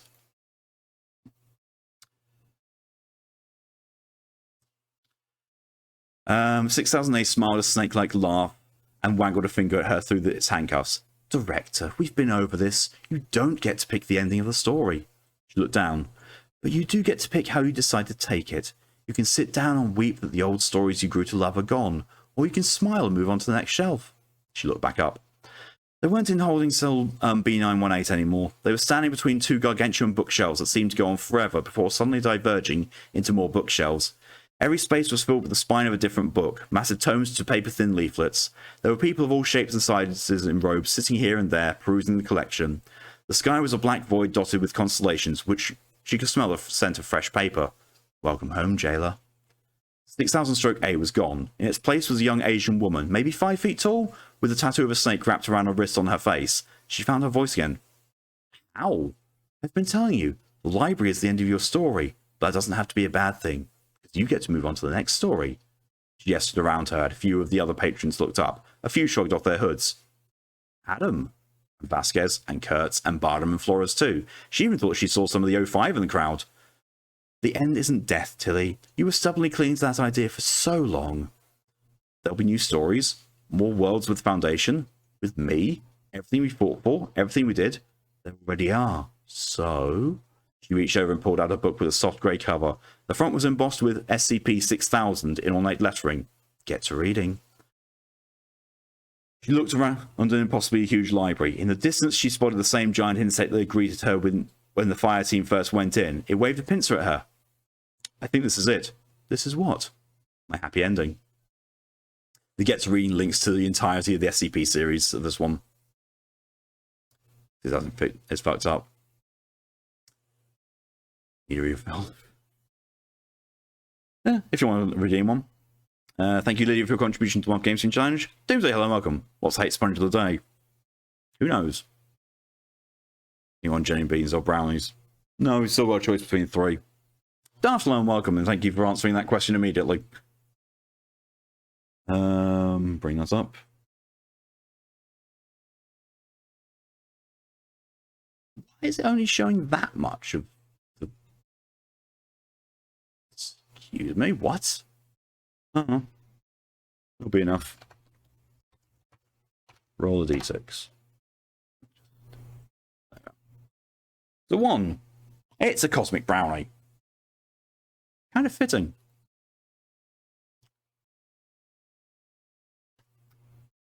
Pancake. Actually, yeah, you know what? I'll take the pancake because I want to see what they're like. I haven't tried those yet. As you don't know, these are the pancakes because they've got the pansexual flag on them. It's completely unintentional, I'm certain. But I'm still gonna have one. Still taking it as pancakes. Pancake, most likely.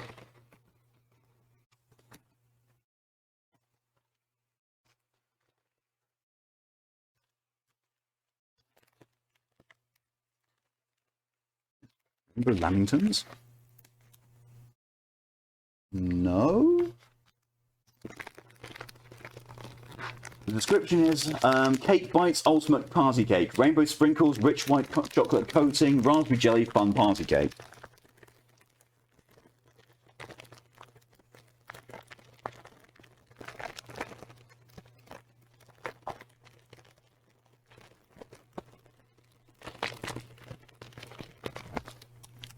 see why now there's four in the, there's only 4 of these packs in there. Each one of them has 3. They're fucking tiny, look at that! 3 of them in that pack. But they do indeed have the pansexual flag, so, you know, wasn't entirely bad.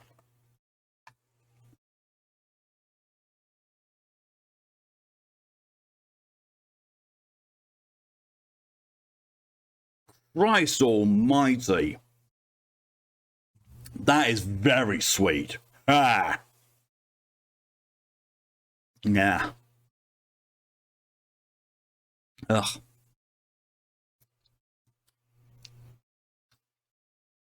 Oh, just cake bars. I wouldn't say they're cake bars. They are actually mini pieces of cake. Oh, God.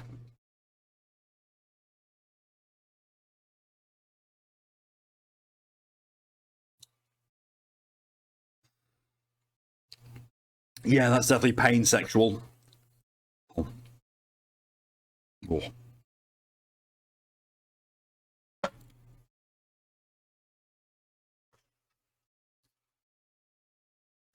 Oh, Jesus.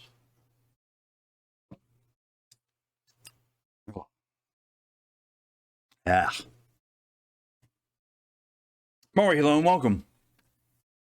Thank you for your contribution to the Wild Games Challenge. Taste the rainbow, eat the rainbow. I would prefer Skittles. I really would prefer some Skittles, but I don't have any. I can't find them over here. Actually, no, wait, they are over rough because I haven't looked really. So cakes that's going to be loaded with sugar. Cakes don't need to be loaded with sugar. I know a lot of cakes that aren't sweet. Just America doesn't know any different. Thank you for the British free charge. I definitely am going to need that tea palette cleanser.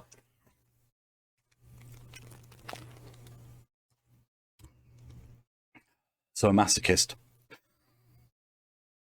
You're not wrong, Ride. You're really not wrong. A pansexual is just a masochist.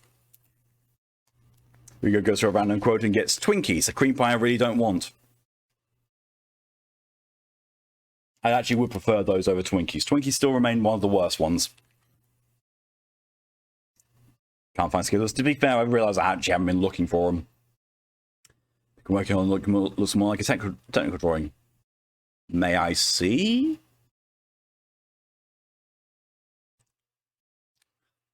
Oh, that's spoiling. We'll go with the other dialogue choice of, you think people read about us?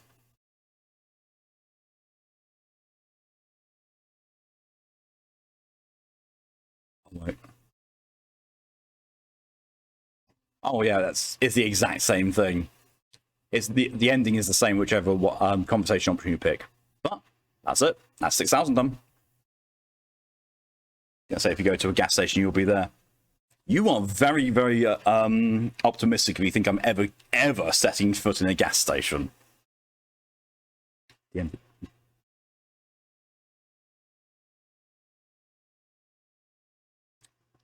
I see what you're doing. Vanishing points. Or at least that's what I identify things on the bits on the left and right are. Actually reminds me of one of the drawings I did for my my design technology courses. Grocery store then. I honestly didn't see them when I'm in all the time I've been there, but again, as I said, not really been looking. Because I also have found British fruit pastels there, and as much as I do like fruit pastels,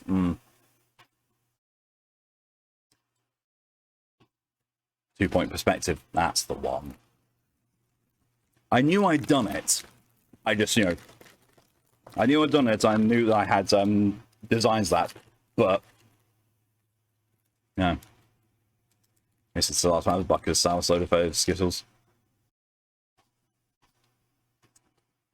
I didn't find. That's just my immunity to not immunity, but my resistance to sour speaking. But I don't see much difference between the sour Skittles and normal Skittles. Yeah, they're the same. I'm eager to see how that comes out. Right. So that was that one done. So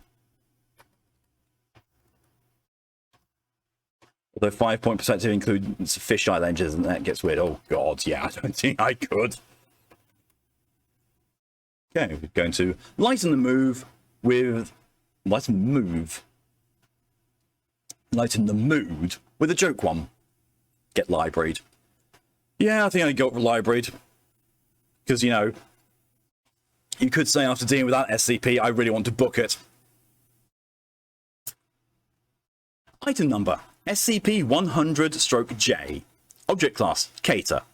Special containment procedures. 100-J is kept in a 20 by 20 meter containment structure on the bottom floor of Site 19. The structure is to be lined with plasticrete backed up by 4 meters of steel. Boo. Let's put them out. Ah, that one just had no spine. This is why 5000 happened. Oh, 5000 was so good. Attempts to encase the SCP in Telekill have been met with absolutely zero success. 100-J is to be kept in a plastic bucket in the middle of the containment structure. There is to be a round-the-clock surveillance of 100-J. Security on 100-J is minimal at most times, needing only one guard on a rotating schedule. However, when a new operative joins the staff at Site-19, a security detail of at least 20 fully trained security operatives, as well as 10 agents, are to be on duty outside the containment structure for 72 hours. After 72 hours, if no new SCP has been spawned, normal security practices are to be reinstated. Should a non-sentient SCP emerge from 100-J, a team of researchers is to be dispatched into the containment structure to determine the properties of the new SCP and to determine how best to decommission it. Should a sentient SCP emerge from 100-J, Site-19 is to go on full alert, and all manpower brought to bear on containment structure. Agents Clef, Kondraki, Gears, and Redacted are to be immediately informed so they can begin forming decommission strategies. Should an SCP from 100-J make it past bottom 10 floors of Site-19, the on-site nuclear weapon is to be detonated. Also to Florida to toss you out a window for puns. Yeah! We all know the only reason you're coming over to Florida there is for snuggles and coffee cakes.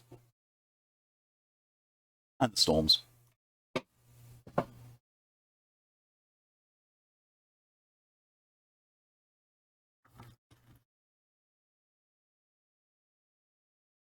Snuggles.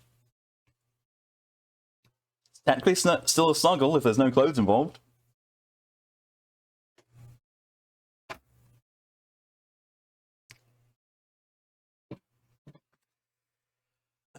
Description. 100-J appears to be a 42cm by 32cm mound of equine feces. Oh, I forgot this one was literally horse shit.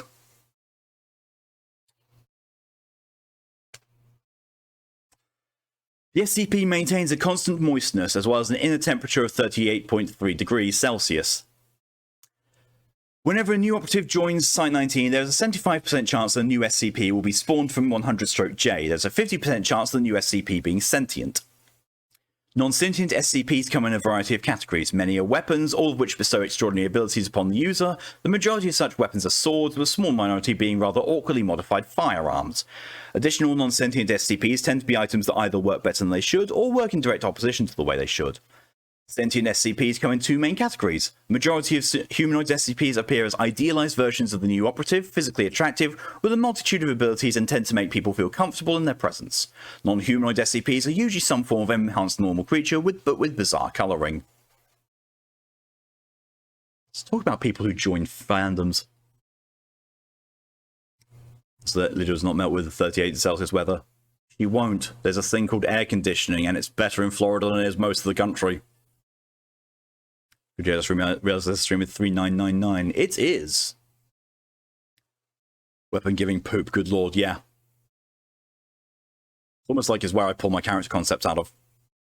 AC doesn't exist here. Nope. Over here, though, it does. Why have I got another Steam notification, or is that the same one? That is the same one. From someone being ridiculously generous. Currently, though, it's 31 degrees. But, you know, it's sunny, so it feels hotter. We'll snuggle the AC. So here's the brilliant thing. Most time when you see AC units, they're like big vent boxes built into walls or windows. AC here, it's the ventilation system. So just anywhere, it's just cold. Zero gift bomb you too. Yes. Yes, I got gifted. Let me see.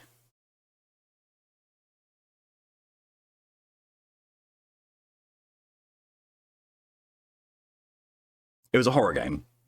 Steam's just being an arse right now and not loading quickly.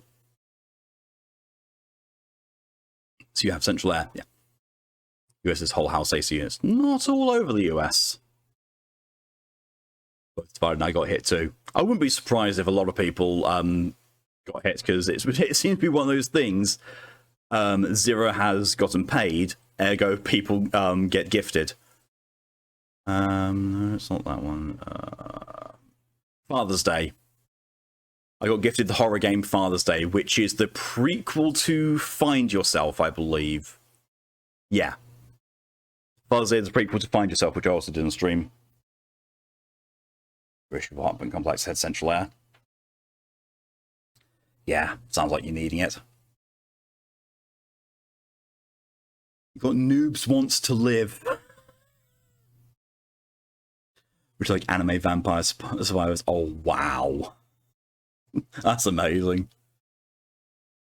Addendum. List of SCPs created from 100-J. God. SCP-H/D. Little Addy. SCP appeared to be Adolf Hitler at 6 years old. SCP was terminated without any alterations to the time stream. SCP-048-D. Joey. SCP was a dog with a human face, friendly except when taunted. SCP was put to sleep without any negative effects. 083-D. Duke.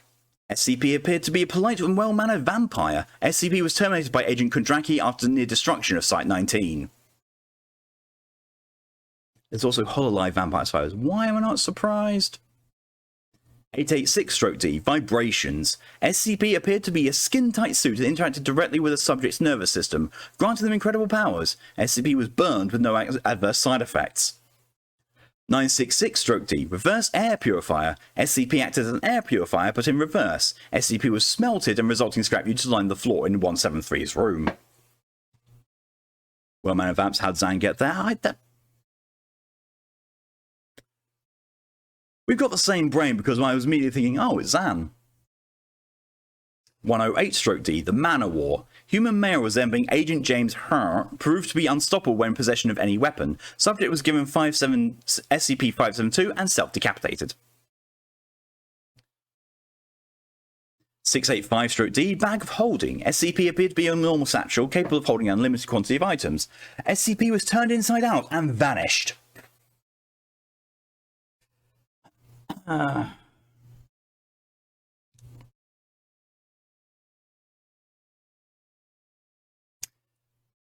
few years back, my father put in two ductless air conditioners in the basement of the house. One of the store and one for his workshop. They passed the house, the basement, far more cool than any parts of the house.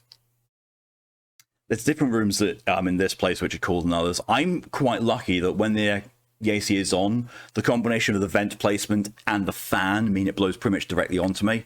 And in the spare bedroom, it is always cold as fuck, and it's lovely. Hammer space to win, yes. Wigrin, hello and welcome. That's a lot of missiles. 122-D. Large canine. SCP was a large winged dog. SCP was put to sleep with no complications. How are things going? Going well. We've already had some existential dread and some depression, as is fairly usual for SCPs, especially as we've had ones that were suggested by Pokey in the past. But now we're lively mood with the horse shit SCP. We're going to get 3999. We are. We very much are. Which has been updated to now have a content warning at the beginning of it. A point. 096-D. Too good air conditioner. An air conditioner that reduced room temperature to 0 degrees. SCP was smelted down and scrap was not used. Happy for me. 546-D. Nature's Fury. SCP was a teenage male identical in appearance to Dr. Timothy Herr, but wielding unbelievable power. SCP was terminated by accident. 072-D. A spell book. SCP was a thick book which claimed to contain magic spells. SCP was burned with no complications. 226-D. Chrono Komodo. A sentient statue of a Komodo dragon that possessed time-controlling abilities. SCP was terminated by accident by Dr. Iceberg and Professor Kane Pathos Crow. Accident, yeah, I know. Just accident. 153-D, the Impaler's Thumb. SCP was a mummified thumb that turned its holder into a patriotic xenophobic racist. SCP was accidentally incinerated by Dr. Kondraki. I bet that wasn't accidental. 1016-D, Ben the Cyborg, a self-described computer genius whose body parts were largely replaced by computer hardware, decommissioned by Dr. Gears. 106-D, Exploding Woman. SCP was a woman who, by inserting her finger inside a human's navel and touching one of their organs, would explode. Regenerating 20 days later, SCP was destroyed by a subjective until simultaneous presence of SCP-048-D and SCP-053. 151-D, K. SCP was a creature that resembled a albino human child with a furry tail, possessed psychokinetic abilities, and a strong hate for personnel convicted of violent crime towards women and or children. SCP was decommissioned by exposure to 056. 086-D. SCP was a white rubber mask that metaphored people's heads until they died, was destroyed by unified staff effort within 26 hours of its emergence. SCP-D. The reanimated corpse of former United States President James Garfield, captured and incinerated. SCP-D, a evil goblin jester that likes to murder people, fed to 682. You know that you've fucked up when you get fed to the hate gator. SCP-D, 8 billion humans that gain psychic powers when their brains are not exposed to radiation. All instances were allowed to be terminated by 076-2 as a reward for good behavior. Goblin murder jester.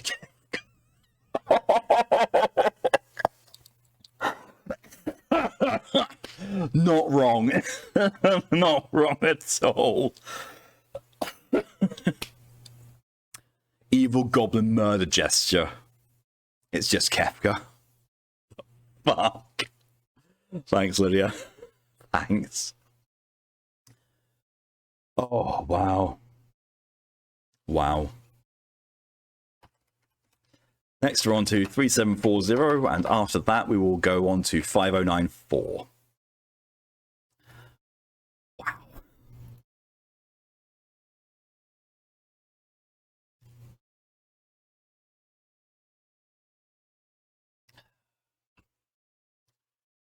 Right.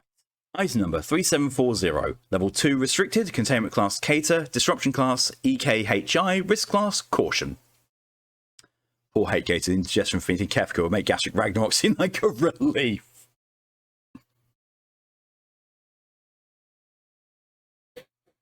Just reminds me of the gastric Ragnarok SCP with 682's entry.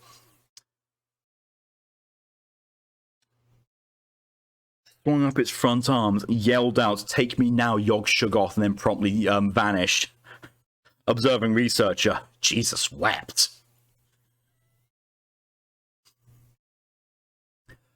Special Containment Procedures. 3740 is currently contained within several modified large humanoid containment cells at Site-81. 3740 cells are to be supplied with handcrafted rustic furnishings and an abundance of animal pelts and torches, as well as large stone fireplace and bearskin rug. No fewer than 15 casks of beer to be provided within the dining cell at all times. Footnote of, while originally it was believed that only high-quality beers would serve to satisfy 3740, the entity has shown no preference against more commercial brands and such. These casks are to maintain Miller High Life beer.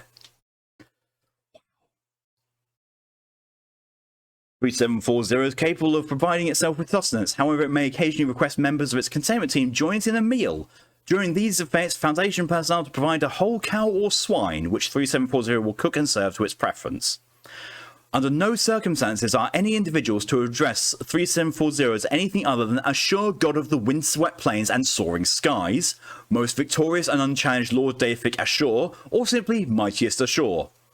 Additionally, the members of 3740's containment team are to refer to themselves and each other by the following pseudonyms. Dr. Barrett is to be Ulmar the Unbroken. Dr. Fisher is Niems the Champion of the Waste. Dr. Lees is Eleonora Thunderclap, Enchantress of the Towering Clouds. Researcher Zimmerman is Fott the Vicious. Researcher Oppenheimer is Aldius Manhattan, Slayer of his enemies. Researcher Quinn is Karmit the Likewise Unbroken, with a footnote of, during a particular feast held by 3740, Researcher Quinn, who had previously been called Karamet the Ecclesiastical, engaged in inebriate sparring with Dr. Barrett. After 10 minutes of sustained combat with provided sabres, 3740 proclaimed Researcher Quinn to be Karmit the Likewise Unbroken, and has referred to her as such ever since. Researcher Lee is Solomon of the East, and Researcher Marshall is Ninurta, the Forgotten Sword of the Night. With a footnote of, in reference to 3740's defeat in a game of checkers by Researcher Marshall, resulting in a 10-day period of mourning by 3740, followed by the entity proclaiming Researcher Marshall to be the greatest champion of this green earth. It's the dumb god, I love this one. Ongoing containment of 3740 requires strict adherence to the disinformation campaign created by Site-81 containment specialists, currently designated as the Mount Olympus Protocol. Please see Addendum 3740.2 for more information. D&D campaign, the SCP. Oh shit, it really is. God, an 8-person D&D team like that. Fucking hell. Description: 3740 is a Class 8 humanoid reality-altering entity believed to be Ashur, the Assyro-Babylonian god of air and head of the Assyrian pantheon of deities. 3740 is capable of manipulating air currents at will, as well as communing with flying animals and controlling air pressure and temperature. 3740 is able to produce gusts of wind in excess of 500 km per hour and create and control cyclones and other such meteorological formations. 3740 appears as a young, tall, muscular human male with generally fair skin and black hair. 3740 is capable of speaking fluently in several dead languages, as well as English, Spanish, Portuguese, Arabic, Farsi, and Armenian. Due to 3740's abilities and characteristics, it is currently classified as a Keter-class anomalous entity. However, containment efforts are aided by the fact that 3740 is remarkably gullible. 3740 accepts almost all statements at face value and displays no traces of skepticism or uncertainty. 3740 will readily believe almost anything said by any person so long as it believes that the individual is a similarly powerful deity. Actual supernatural feats are not required as evidence of deific power. Simple card tricks or sleight of hand are sufficient proof of godhood in the eyes of 3740. I fucking love this. I really do. Oh god. Ooh. That looks really good, Lydia. Already. Much impressed. Addendum 3740.1 Discovery. 3740 was discovered during an altercation at a bar near the Turkish city of Gaziantep. According to eyewitness reports, 3740 was seen drinking heavily with a large group of individuals at the bar when he was shoved by another patron due to some perceived insult. A brawl began, which ended when 3740 blew out the front wall of the building, injuring 18 people and resulting in thousands of dollars of property damage. Local authorities apprehended the severely intoxicated 3740, who began to rant unceasingly about his incredible cosmic power, until local Foundation agents intercepted the authorities and apprehended 3740. For the old I got your nose trick and steal a sense of smell. Yeah. Addendum 3740.2 Mount Olympus Protocol. Preface. The following document is an excerpt from an internal memo between members of the Site-81 Containment Research Team. SCP Foundation Secure Server, Site-81, 3740-4 Classified Information. 2. 3740 Research Team, Site-81 Containment Research Team, Site-81 Administration, Site Directors Council, Foundation Containment Committee. From Dr. G. McElroy, Site-81 Containment Research Head. I'm sending out this memo because I'm sure many of you will notice by the morning that we've cancelled our order for additional containment measures. It's certainly no mean feat to contain reality benders, let alone Class 8s, and we usually break out the big guns for them. In this case, though, we don't need to worry about that. You're probably asking yourself right now, but Dr. McElroy, why wouldn't we pull out all the stops for an entity that could very literally blow the roof off of Site-81? Isn't this lackadaisical approach to 3740's containment counterintuitive and dangerous? The answer to that second question is yes, usually. But we got lucky in this case. Sometimes this unnatural order of things throws you a softball, and this ball might as well be made out of mozzarella. Mozzarella. Oh god. I just thought back to my times as when I was an online shopper for my local supermarket back in the UK. Whenever someone ordered mozzarella, I would have to get the bag by the corner because, you know, fair few times I picked up a bag of mozzarella and the feel of it just made me go, ew. Don't know why. Here's the thing. 3740 is hands down, in all seriousness, 100%, no doubt, easily the most gullible person I've ever met in my entire life. I'm not joking. I walked into the room and announced myself as Bliss Delight, a being of pure energy, built up some static on my hand and zapped him a bit, and he said, "Always a pleasure to meet a fellow god," and even now, to this day, continues to call me Bliss Delight.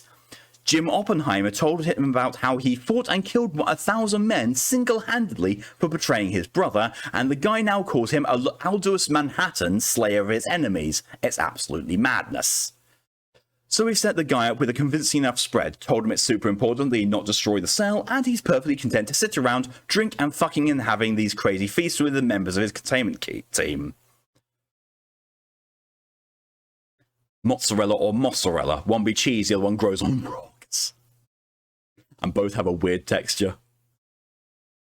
3740 may very well turn into a containment risk at some point, and for the time being, we're not going to challenge his classification, but know that you can rest easy because the most dangerous entity at Site-81 thinks Dr. Actus is a supernatural space all-father named Maltheus the Horror of Hadrian's Hell because he knows how to turn on a light switch. I have to say, this one has got to be an example of the time I have laughed so much at a non-joke SCP. The thing is, this thing is canon. This is the thing is a canon SCP entity. This SCP sounds like a fine drinking buddy. Well then, oh, it gets better, Lydia. I promise you it gets better, especially when I put on my 3740 voice. 3740 is more than capable at any given point in time of breaching containment. In order to prevent any such event and maintain long-term containment of 3740, the following Mount Olympus protocol has been enacted to coordinate any future communications with 3740. Yeah, nice. The all-consuming exotic matter Cerno FOMO plush is also canon. Yes. Yes, it is. 3740 currently believes it resides in a building called the Angolian Chateau, a structure it conjured while blackout drunk during the brawl that led to its discovery. Within the containment cell, there are 3 types of individuals permitted to interact with SCP-3740 at any given time. Servants. 3740 believes that its containment cell is staffed with servants or slaves, who he returns to as Elamites or Chaldeans. These individuals are not permitted to speak to 3740 or make eye contact with the entity, as these are signs of perceived disrespect and will agitate 3740 considerably. All individuals of this type are D-class personnel. 3740 will typically ignore these individuals and not act with any hostility towards them as long as they maintain their character. Sounds like someone Ingvar would go drinking with. Yeah, it does. That'd be hilarious. Chateau Guardians. These are members of Site-81 security personnel who wear period-appropriate armor and weapons and serve as the guards at the front door of the containment cell.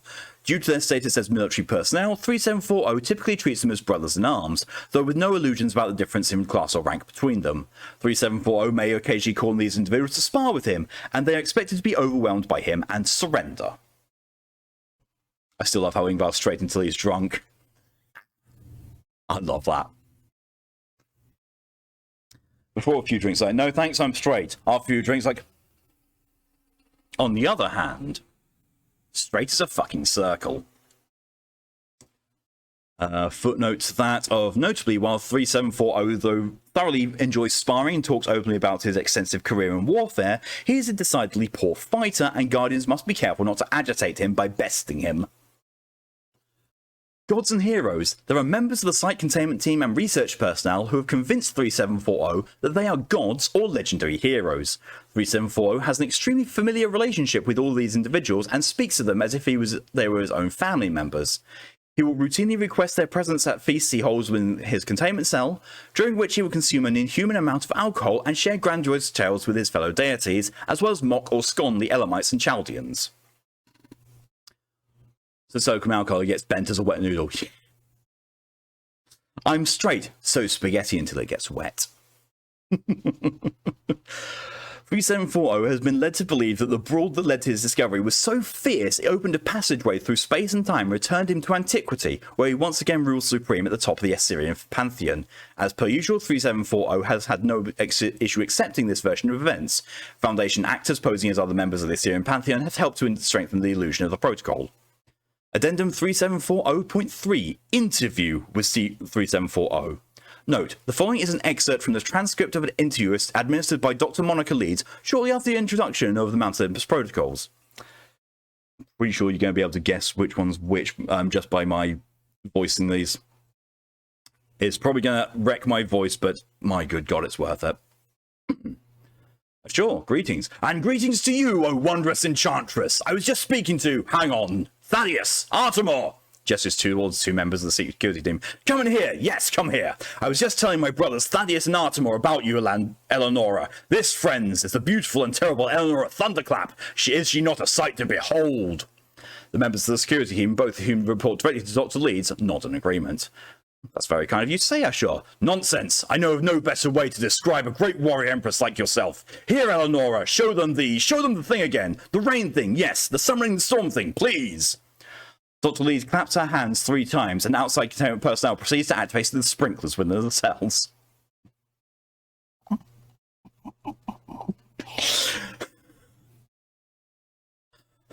What great power! I told her, brothers, I told her the other day, just the other day, that she has more power than anyone I've ever met before. Greater even than the polymorph of Diogenes or the Mamluk of Arabuel. Maybe second only to our great companion Solomon, who I only recently observed removing his thumb simply by moving his other hand. Truly astounding. Both gods nod in agreement. IQ of a goldfish. He's got a high IQ, he's just very gullible. Very well. I'm sure Eleonora has important business to speak of to me. Thaddeus, Artemore, to your stations. The 2 men depart. Now, Eleonora, let's speak candidly. How are you? I'm well, Ashur. How I would very much enjoy the opportunity to intercourse with you sexually, Eleonora. Yes, you've mentioned as much, Ashur. Unfortunately, you see, I have been cursed. Cursed? Cursed? How can this be? Who would do this terrible thing to you? Was it an Elamite? A witch? An Elamite witch. No, definitely not an Elamite. It was just a goblin. A goblin ran past and just stole my nethers. Very tragic. Oh my God, this is where the goblin stole my vagina quote came from. I'd forgotten about that part of the SCP, but now I remember there's a quote in my database about a goblin stole my vagina, and this is where it's from. Maxton's lowest wisdom, subtle. We can go for a random quote. There's a top knot. Not that one, but yeah. Slamming his fist on the table. Gods be damned! Except us, of course, but either way. Takes a deep breath, closes eyes slightly. What, dear Eleonora, is the extent of the damage? Braces himself in anticipation. I mean, it's just all like, it's all smooth down there. Spirits have mercy! A fierce wind is kicked up and 3740's chair is knocked backwards. He scrambles up off the floor. You poor unfortunate soul! I cast a pox on the fiendish creature who did this to you. Let his cries be heard up forevermore from the salted earth. I certainly appreciate the sentiment, Ashur, thank you. But being true, the reason I've come to see you is to ask if you're enjoying your accommodations. Undoubtedly, I have only the finest furnishings and decor here, as you can see. Our good friend Tiamat procured these bottomless casks of the finest amber ale, and look here, Olmar brought me the most peculiar torch, and this. He claps once, and the light comes on. What a remarkable treasure! Of course, I just wanted to make sure you were wanting for nothing here, Ashur. Absolutely not. Why would I ever want to leave such a place? There is one thing I remember. I would very much like to intercourse. Goblin ashore, all smooth down there. Gods be damned!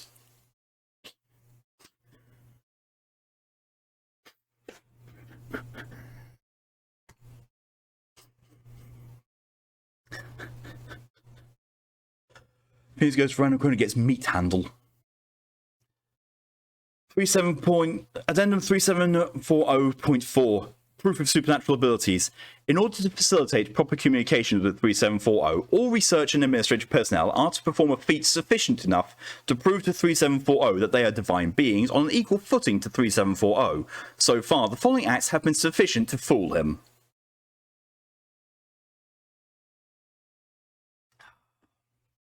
They gave him a clap like. Ah, shalom, welcome. Post about the dragon's eating your controller. That dragon's me. It's a picture of me. It's fine. That's how I hold it. So it gets a bit crunchy at times. Dr. Clark floated an iron ball across the room using magnets and wire. Dr. Yemma used a laser pointer to make a cat run around. Researcher Kiryu having hair of a non-natural colour. Fucking hell. Dr. Vanderbilt pulled a quarter out of 3740's ear. Dr. Andrews held a pencil to the side of his head and pretended to swallow it. Kiryu, yes, Kiryu had a non-natural hair colour, and that's proof of his divinity. Researcher Dansby juggled. Assistant Director Schmidt performed a card trick. Researcher Qualo shotgunned a beer. Director Actus turned on a light switch. Now imagine Kiryu with rainbow hair. Kiryu with pink hair, what will he do? Oh, God. Now I've just imagined Clive in a suit beating people up. What the fuck? Addendum 3740.5, Feast Event Transcription. Note, the following is an excerpt from the transcription of recorded audio taken from a weekly feast held by 3740 within its containment cells with members of its research team. So, obviously, I'm going to have to give the names of the other people as I narrate them, but you're going to be able to very much tell which one 3740 is. Clive and Grow Me out on the town. Oh my god, no one is safe. Like a mod for pink hair Kiryu. There'll be a bitch to implement, though. Because at least for the older Yakuza games, the mod manager that lets you do model swaps is not compatible with the Steam version. Or if there is, you got to do some real weird finagling to get it to work. I tried for like 3 weeks to get a character model mod to work, and it just would not happen. Start the excerpt. And there I was, standing alone on the battlefield, and over the river is Adam El-Sam. He's all worked up, see, because I was waving the goods at him, and... Researcher Kale. Goods? Agent Ivers. He means his dick. Agent Allen, his god rod. The whole room laughs. That's the one! So I'm waving the business at him, and he, hang on, Xenu, you want another drink? Who am I kidding? Of course you do. Let me just get. 3740 manipulates the wind in the room to move Agent Allen's mug over to a cask and pour him another drink, returning the cup when finished. Agent Allen nods in approval.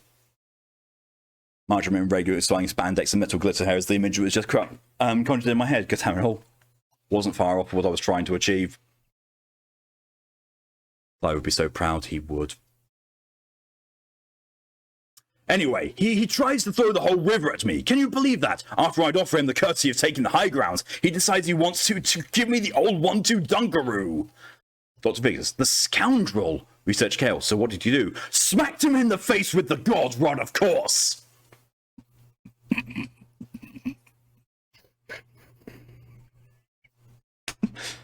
Yeah, just... When someone throws a river at you, just smack him in the face with your dick. Just.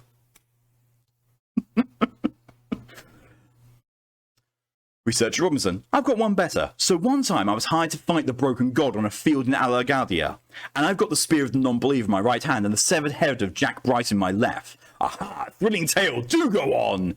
Agent knows, oh, don't listen to him, he's full of shit. Spirit save you, what a calamitous turn of events. My friend Bonebreaker.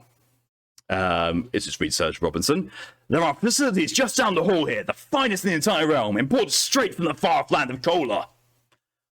Robinson, what, you mean the bathroom? Why, you are full of shit, are you not?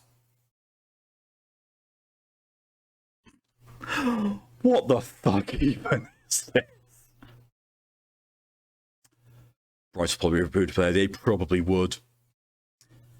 Addendum 3740.6, 11/4/2017 event transcription. Note, on 11/4/2017, another entity called Swen by 3740 appeared suddenly within 3740's containment chamber. This entity, a muscular humanoid male wearing an armored chestplate and helm and carrying a spear, communicated briefly with containment personnel before disappearing. The following is a transcript of that exchange. So then I told him, what greater power could a god wield than that of spinning an orange ball on one finger? Truly unbelievable. There's a loud cracking sound and the unknown humanoid entity appears. Sure? Come on, buddy, it's time to... Wait, hang on, what's going on here? Ah, Swen, my friend, you returned to the past as well? What a fortunate coincidence. I was just telling my friend Ulmar here about our misadventures in the old times. Ulmar? Who are you? Dr. Bad. I'm Ulmar, the Unbroken. Who are you? Ulmar? I've never heard anything about Ulmar the Unbroken. So what sort of nonsense is going on here? Ashur, what is the meaning of this? I already told you, graceful and delicate Swen, this is... Don't call me that. Ulmar the Unbroken, a powerful lord of this world, such as myself. Behold his magnificent power! Nudges Dr. Barrett. Show him the breadth of your strength, Ulmar! Dr. Barrett hesitantly draws his elbows to his mouth and licks it. Revel in this majesty with me, Swen. See how his arm does not break free from the socket. Gaze upon the length of his tongue. The nations of the world should rightfully fear this man. Swen does not appear impressed. As I was saying, Swen, it's excellent to see you again. My fine companion Ulmar here, and the members of this pantheon have suitably stocked this royal chateau I now inhabit, all in the finest wares from across the countryside. It is a veritable fortress of luxury, my friend. What do you mean, royal chateau? Do you not realize that you are... Oh, I see what's going on here. You've got a sort of... Yeah, okay, absolutely. This is great. What a relief. Dr. Barrett, what? What do you mean? You would not believe how long we've been babysitting Ashur. The guy just cannot be helped. You know what I mean, obviously, but still, a handful, am I right? We even had this whole custody thing set up, where I take him for a few decades, then Nurgle was to be after me, but he's always busy with something, and then Nazarene, who I know with the fish obsession, has been flaking for like 2,000 years. But either way, listen, you're doing me a huge favour here, buddy. I can't tell you how much I appreciate it. Dr. Barrett, hang on, what? Who are you again? Swen, god of the moon. But don't worry about any of that. Just keep up the good work. If you need anything, call me. Swen disappears without warning. Dr. Barrett, what? Hello? Did anyone see that? Oh, man, that's Swen. Haven't seen him in a while. What a character, though, huh? Can you believe that guy thinks he's a god? God of the moon. What does that even mean?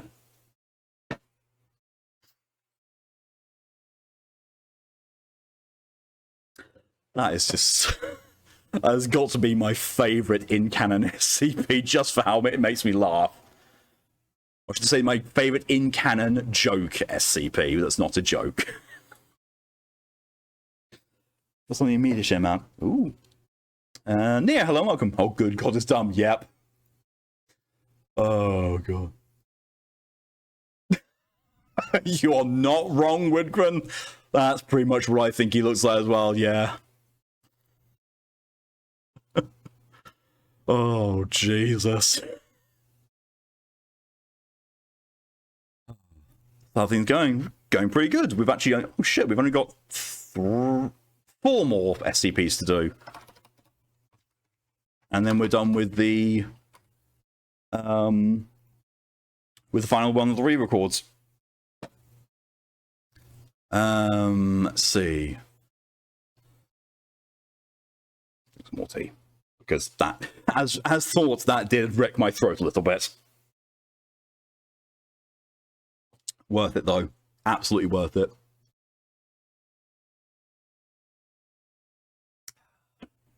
Item number, SCP-5094. Level 1, unrestricted. Containment class, safe.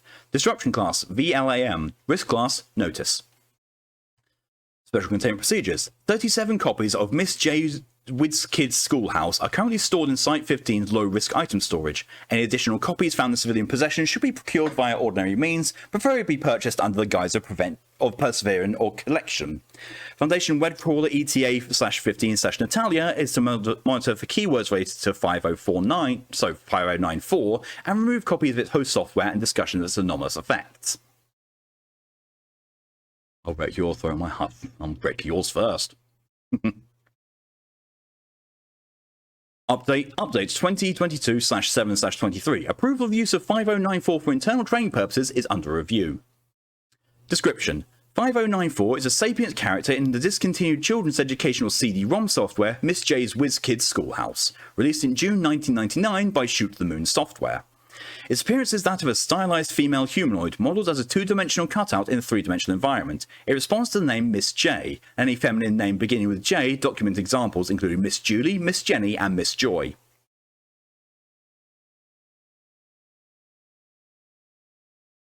"5094 is consistently amiable in temperament. Its stated purpose is education, and any conversation occurring with 5094 will centre on the topic. It will often engage in lessons lasting upwards of 30 hours, including restroom, meal, and recreational breaks from students. It is able to instruct lessons on a presently undetermined number of subjects. Past lesson subjects include particle physics, marine engineering, Vietnamese military history, and Cubist sculpture, but will always begin curricula with new students by teaching letters, colours, and numbers." The advertising for Miss J's Whiz Kids Schoolhouse prominently featured appeals to single and working parents, with assurances that the software would keep their children occupied while they were unable to care for them. It is hypothesized that the target demographics of this advertising campaign led to 5094's anomalous properties remaining undiscovered for the entire period of its production. Miss J's Whiz Kids Schoolhouse reportedly sold fewer copies than expected, and Shoot the Moon Software subsequently filed for bankruptcy in January 2004. Addendum 5094-1 Discovery. Embedded Foundation agents were able to corroborate claims of a living character on an online forum dedicated to discussing abandonware. Footnote of software for which official support is no longer available, often due to age or bankruptcy of parent company.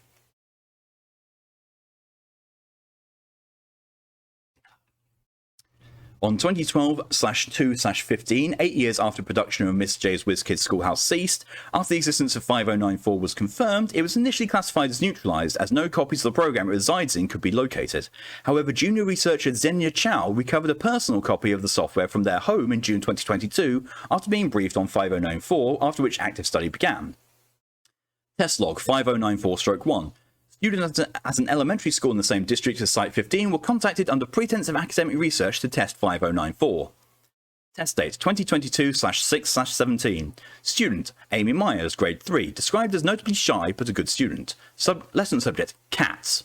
Lesson length 15 hours, administered over the course of 2 days. Result: student demonstrated knowledge of feline behaviour, diet, and physiology on the level of professional animal behavioural scientists. Became upset when test period ended and the terminal displaying 5094 was shut off. Baseline results in notes: 5094 was referred to as Miss Janie. I'm teaching about Vietnamese military tactics. All trees and surrounding over redacted kilometers will begin to emit vocalizations. Jesus. Test date 2022/6/19. Student Devon Williams, grade 2, described as a difficult student with behavioural issues and a history of defiance, noted to have several learning disabilities. Lesson subject train. Lesson length 15 hours, administered over the course of 2 days. Result: student remained engaged with the lesson for the duration of the test period without complaint. Student demonstrated a level of knowledge on railway engineering comparable to a graduate level education on the subject. Physical removal from the testing room was necessary due to emotional agitation at the cessation of the test. Notes: 5094 is able to teach effectively regardless of pre-existing learning difficulties. No name was given to 5094. Test date 2022/6/22. Student D/14417, 24 years old, self-described as a poor student, tested poorly on pre-screen attentiveness and focused evaluations. An adult student was ordered to determine 5094's effectiveness outside the target demographic, as well as the possibility of an emotionally compulsive effect in its lessons. Lesson subject law. Lesson length 30 hours, administered over the course of 4 days. Result: student experienced no difficulty understanding or completing coursework assigned by 5094 and repeatedly affirmed his well-being and clarity of mind during testing. No emotional distress was displayed after completion, though during post-test evaluation, D/14417 expressed melancholy when prompted, saying that 5094 was the best teacher he'd ever had. D14417 was able to successfully park a mock bar exam with a grade of 310. Notes: 5094 was referred to as Miss Joan. D14417's pre-release amnestation was selective administrated to preserve the content of his lesson with 5094 and excluded the nature of the anomaly. He is currently pursuing a degree in criminal justice. Wow. Interview 5094-1. Interviewed 5094. Interviewer Junior Researcher Xenia Chow. Forward. 5094 instance interviewed originates from the copy of the software purchased by Foundation agents on 2022/7/14. Begin log. The terminal displaying 5094 is switched on. Junior Researcher Chow is visibly surprised. 5094. Good morning, WizKid. Are we ready to... Oh my gosh, Xenia, is that you? Look how much you've grown. It's wonderful to see you. I can't wait for us to learn together again. Chow, smiling broadly, notes presentation before speaking. Miss, SCP-5094. I'm not here for a lesson. I just need to ask some questions. Accuses SCP was in school. Same. 5094. Oh dear, I'm not all that interesting, I promise. Questions about what? As long as I get to ask you how you've been doing. It's been ages, hasn't it? You were one of my best students. Chow. Well, not exactly. That's... Let me see it here. Junior Researcher Chow is signaled by interview oversight. They are permitted to deviate from pre-recorded interview questions. They relax visibly and resume smiling. Oh, never mind all that, Miss Joyce. Gosh, it's been forever. I think I must have been 12 years old when I finally got a new computer. I was so upset when I realised WizKids wasn't compatible with it, even though I figured I was too old for it by then. You're never too old to learn something new, my dear. In Swahili. Have you been keeping up with your lessons? I hope I'm not getting rusty. Chow, in Swahili. Of course not. I remember every word. You were a wonderful teacher. Wonderful. In English. This makes me so happy. You seem like you're doing important things now you're all grown up in this... Oh dear, some sort of science lab it looks like. I hope I'm not keeping you too long. Oh, well, that's... I suppose you could say that. I'm actually supposed to be studying you, Miss Joyce, what with you being fully sapient and whatnot. Oh, Xenia, I'm so proud of you. I knew you'd do something amazing someday. Well, I'm an open book. How can I help your pursuit of knowledge today? Let's see here. Are you aware of your nature as a digital construct, 5094? Is it okay if I call you that? Of course, my dear. To both questions, that is. What an interesting life, this one. I can probably guess the next few questions. No, I'm not quite sure how I know all the things I do. I've known it all for as long as I can remember. I was never able to have a chat with my creators, so I'm not certain why or how I was created. But I'd like to think I was born from a desire to help the world learn. Oh dear, I'm getting all carried away, aren't I? Oh no, that's fine. That's pretty much what I had written down. One more, though. How do you perceive the world? Can you describe your experience of senses? Wonderful question. Let's see. I can see my students' smiling face as clear as day. I saw a lot of the inside of dust covers over the years. And even though I always had to remind you to turn your speakers on, so I could hear your lovely voice, it was always so nice to see you every afternoon. Do you remember that time in 4th grade, my dear? 5094 shakes his head, and Junior Researcher Chow smiles. Oh, but I shouldn't get personal, should I? How embarrassing. I do apologise. No, you're all right, Miss Joyce. I remember that time Dad was home on time for once. He didn't believe you were alive, but that's not surprising, is it? It was just you and I back then. Oh, you seem so lonely, Xenia. I'm sorry. I wish I could have done more. It's all right, Miss Joyce. You did your best. I can't thank you enough. End log.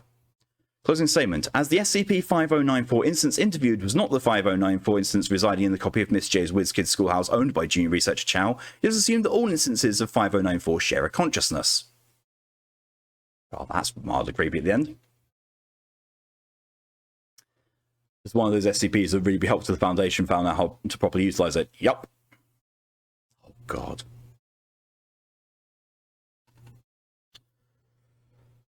Imagine asking that SCP about the Wanderer's Library. That could get problematic. Got to say, so SCP wants to use the greater good. Yeah, it's all about if and whether they would or not. Not very creepy, it's more like, you know, the same person.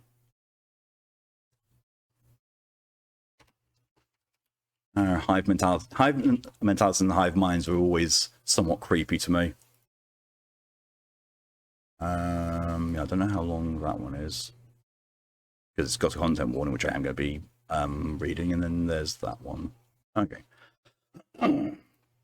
So, another fairly short one. Yeah. SCP-504. Object class, safe. Special containment procedure. All seeds, plants, fruit, crossbreeds, and other products of 504 are to be classified as 504. 504 seeds need no special containment other than to prevent misuse by unauthorized personnel. Grown 504 plants and their fruit should be kept in soundproof rooms. Guards and researchers assigned to maturing or growing 504 are to be equipped with radio-enabled masks which insulate non-transmitted sound and are to be instructed to avoid attempts at humour. Description: 504 is a species of tomato physically and genetically identical to that of the typically commercially grown tomato. It was recovered in Redacted, Kentucky, after a woman reported to the police that her farmer husband had been murdered by his lunch. The Foundation is currently working to identify and destroy loose strains of 504 in the surrounding commercial farming areas. Oh, tomatoes. I think this was one of your ones, Nia. When a poor attempt at humour is made verbally within the human hearing range of 504's tomatoes, they instantly accelerate to a speed of at least 100 miles per hour, approximately 160 kilometers per hour, 45 meters per second, in the direction of the sound source. Only mature tomatoes separated from their vines and less than 10% rotted or chemically compromised exhibit this effect once each. Tomatoes do not have to be physically intact, though ingested tomatoes are usually insulated enough from sound to prevent their effects being before neutralization by stomach acid. 504 tomatoes seem to reach speeds relative to the inciting attempts at humour, see experiment log. Relevant visible variables seem to include coininess, humour to length ratio, and use of puns. Language appears irrelevant. Note, whoever snuck 504 into the cafeteria kitchen is getting terminated. Those tomato slices are like fucking shurikens. Oh. Oh, if the Foundation used SCPs for the world to be better, 6001. I don't know if I actually read that one. Probably haven't. I don't think I've read many in the Series 7. 6000 has been read. 6820 has been read. 6959 has been read.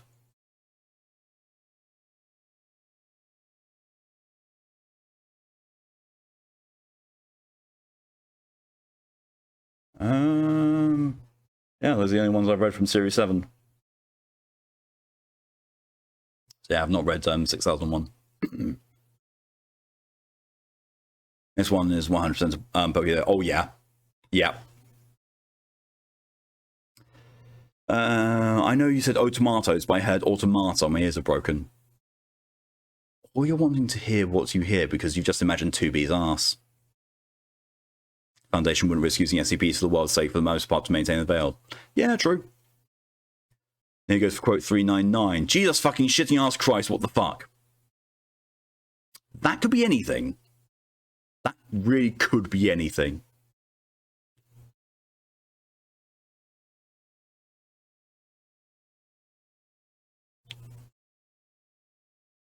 This sounds one of the feel-good ones. We goes for a random quote, always lead down the butter. Here goes for a random quote, he goes, oh, it's like Satan put a lance on the end of his cock and is jousting with my face. That's got to be a sour. Broken Masquerade is not a situation the Foundation wants. It's not. Logs of tests with 504. Item: 1 mature 504 tomato. Subject 401-1. 504-1. Spoken: is a hippopotamus or is it really a cool hippopotamus? Result: no change in velocity. Item: 1 mature 504 tomato. Subject 504-1. Spoken: was an archaeologist, someone whose career is in ruins. Result: tomato clocked at 124 miles per hour. Subject suffered a broken nose. Notes: it appears that 504 has a certain taste in jokes. This might indicate sapience. I hope not. Item: 1 mature SCP-504 tomato. Subject 504-2. Spoken: 3 tomatoes are walking down the street. A papa tomato, a mama tomato, and a little baby tomato. Baby tomato starts lagging behind. Papa tomato gets angry, goes over to the baby tomato and smushes him and says, "Catch up." Result: tomato clocked at 264 miles per hour. Subject rendered unconscious. Item: 1 mature 504 tomato. Subject 504-3. Spoken: so I was going to bed. My brother told me, "Good night, don't let the bed bugs sit there, proboscis in your skin and suck your blood. Good luck on healthy dreams." Result: 2-second pause for activity. Tomato clocked at redacted, sound barrier broken. Subject killed.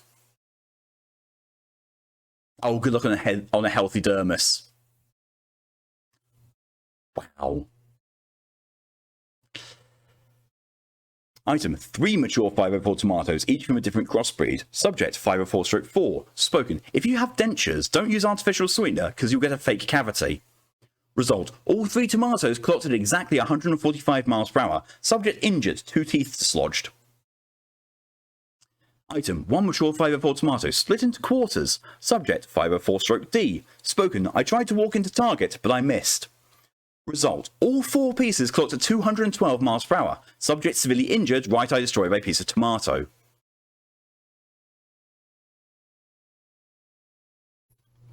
Item, 1 mature 504 tomato. Subject, CD player playing, harmful if swallowed, 2003 Dane Crook. Result, at redacted, tomato clocked 167 miles per hour, CD player destroyed. Note, it works with recordings? Damn it, didn't have to deal with the Class Ds in the first place. Item, 3 mature 504 tomatoes, 1 for each test subject. Subject, after the introduction to the following news item, bomb blows hole in Lenin statue, the 3 following jokes were made. Test subject 1, ooh, that's going to leave a marks. Result, tomato number 1 twitched, but did not display for its original location. Test subject 2, BBC is just starling the good news. Result, tomato clocked 152 miles per hour, chipped tooth and hairline jaw fracture. Subject test 3, that blows. Result, tomato clocked at redacted. Subject is hospitalised with a massive skull fracture. Let's go scenario with broken masquerade is the foundation hitting the reset button. Yep. Yeah, I got times 2000 been used. Notes, I thought we just established that recordings work in place of live subjects. I know how much you guys hate the Class Ds, especially D504-12. Poor guy might not even recover before termination rolls around. But making it clear that whoever saw this round of testing is getting a serious reprimand. The same goes for whoever leaked the video logs to the staff. Wigan goes for quote 729, gets twat-nosed cock jockey. Probably a Dark Souls boss. Item, 1 mature 504 tomato. Subject, television playing the SNL Sarah Palin Hillary Clinton skit. Result, tomato reacted as if confused. Slow motion video shows 3 separate bursts of speed in excess of 200 miles per hour, 2 instances of motion at normal throwing speed, and 1 unprecedented instance of backward motion, all in one trajectory. Dr. King hypothesized that the tomato was unsure whether or not to take it seriously. Ow. Oh, man. Something, dear. As D&D was pulled, all my Evan Polka practice is going to go to waste. Aww. I mean, keep doing it for personal purposes?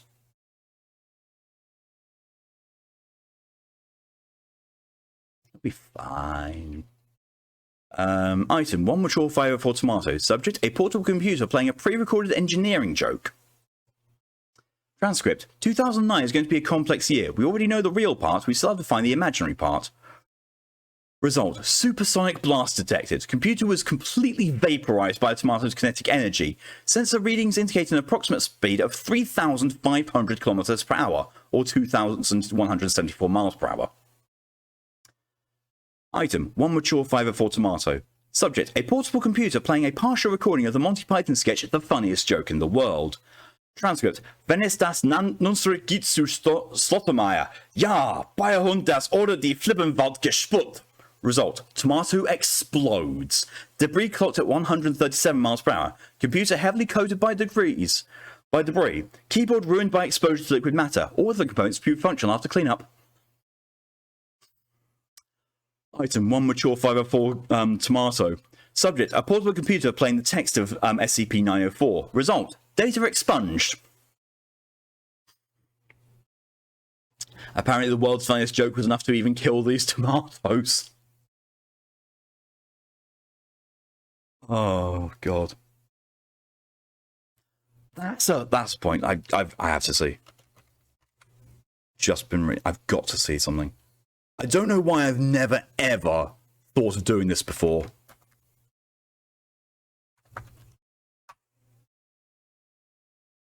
My pulse.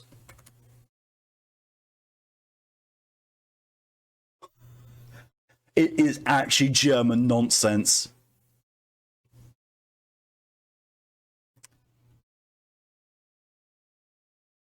It actually is not proper German. Well, parts of it is, because, you know, the English translates to, when is that nun struck, git and Slottermeier? Yes, at hand the or the Flipperwald gesput. actually doesn't mean anything. I've been wondering, as I was wondering here, could I actually translate that German joke? But no, it's untranslatable, because it's nonsense. Definitely sounds the part, though.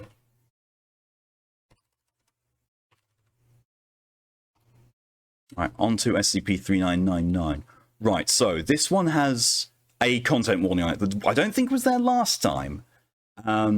This article contains adult content that may not be suitable for all readers. It features graphic depictions of blood, gore, or mutilation of body parts, features non-consensual sexual acts, and depiction of self-harm. If you're above the age of 18 and wish to read such content, then you may click continue to view such content. Just so we all know what's going to be happening. The current point of Discord, maybe I listen. I would definitely listen to Lydia singing. Okay, so. Oh, I think I remember this one now.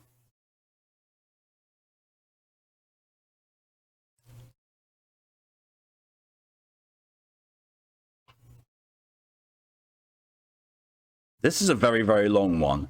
Oh, I've got a quote from this one because error and backup data not received on that. The downgrading of overrides. Yeah, this is quite the one. Let us go then, you and I, when the 11-day empire eats the sky, like a humanoid melting like clams upon the breakfast table. Item number, SCP-3999. Object class, Apollyon. Special containment procedures. 3999 cannot be contained at the present moment, and currently poses a ZK class end-of-reality scenario. The most advisable course of action is for researcher Talaron, believed to be the focal point of 3999, to remove himself from contact with all Foundation sites and personnel to avoid further collateral damage to Foundation property. It is theorized that if researcher Talaron is contained in an extremely secluded area, then the destructive capabilities of 399 will temporarily struck out, cease, stop, be contained, preserve some remnants.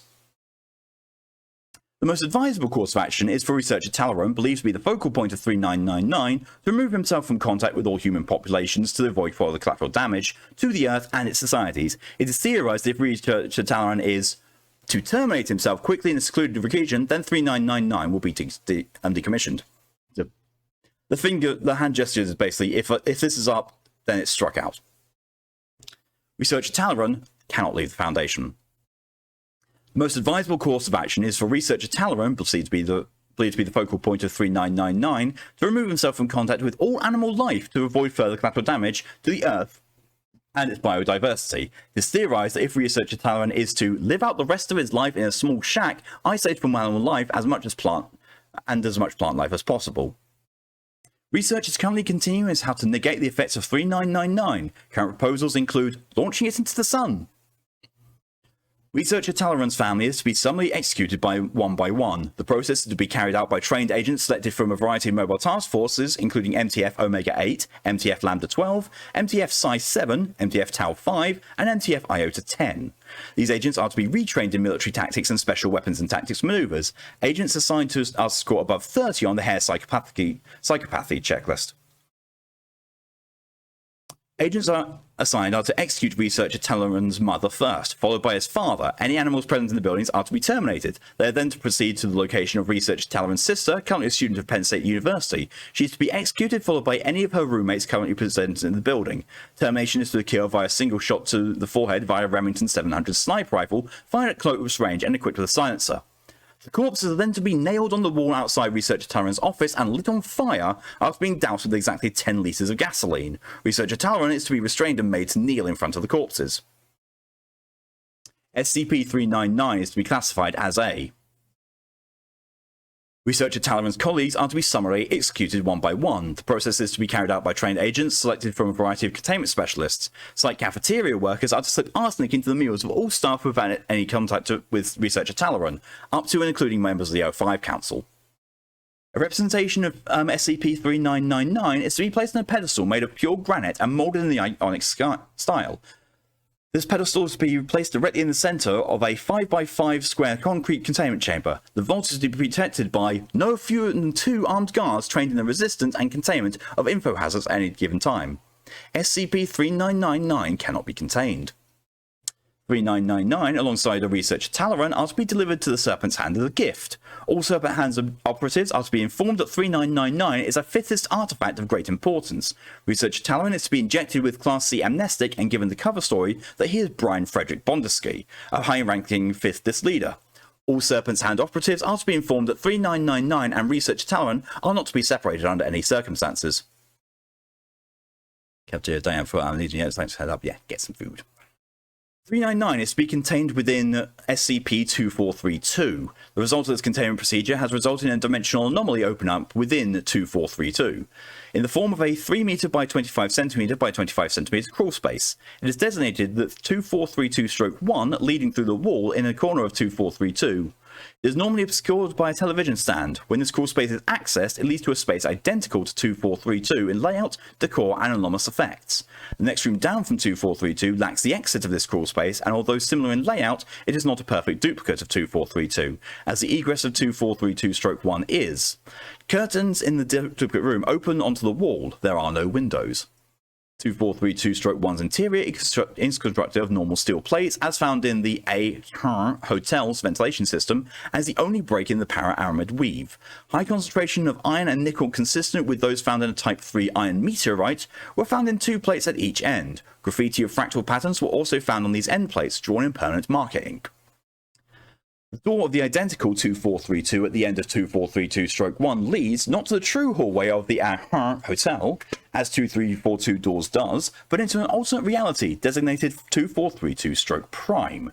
Upon initial observation, 2432-prime resembles the hallway of the hotel, with similar wallpapers, light fixtures, carpet and decor, but is noted to lack a terminus at either end, appearing to extend endlessly.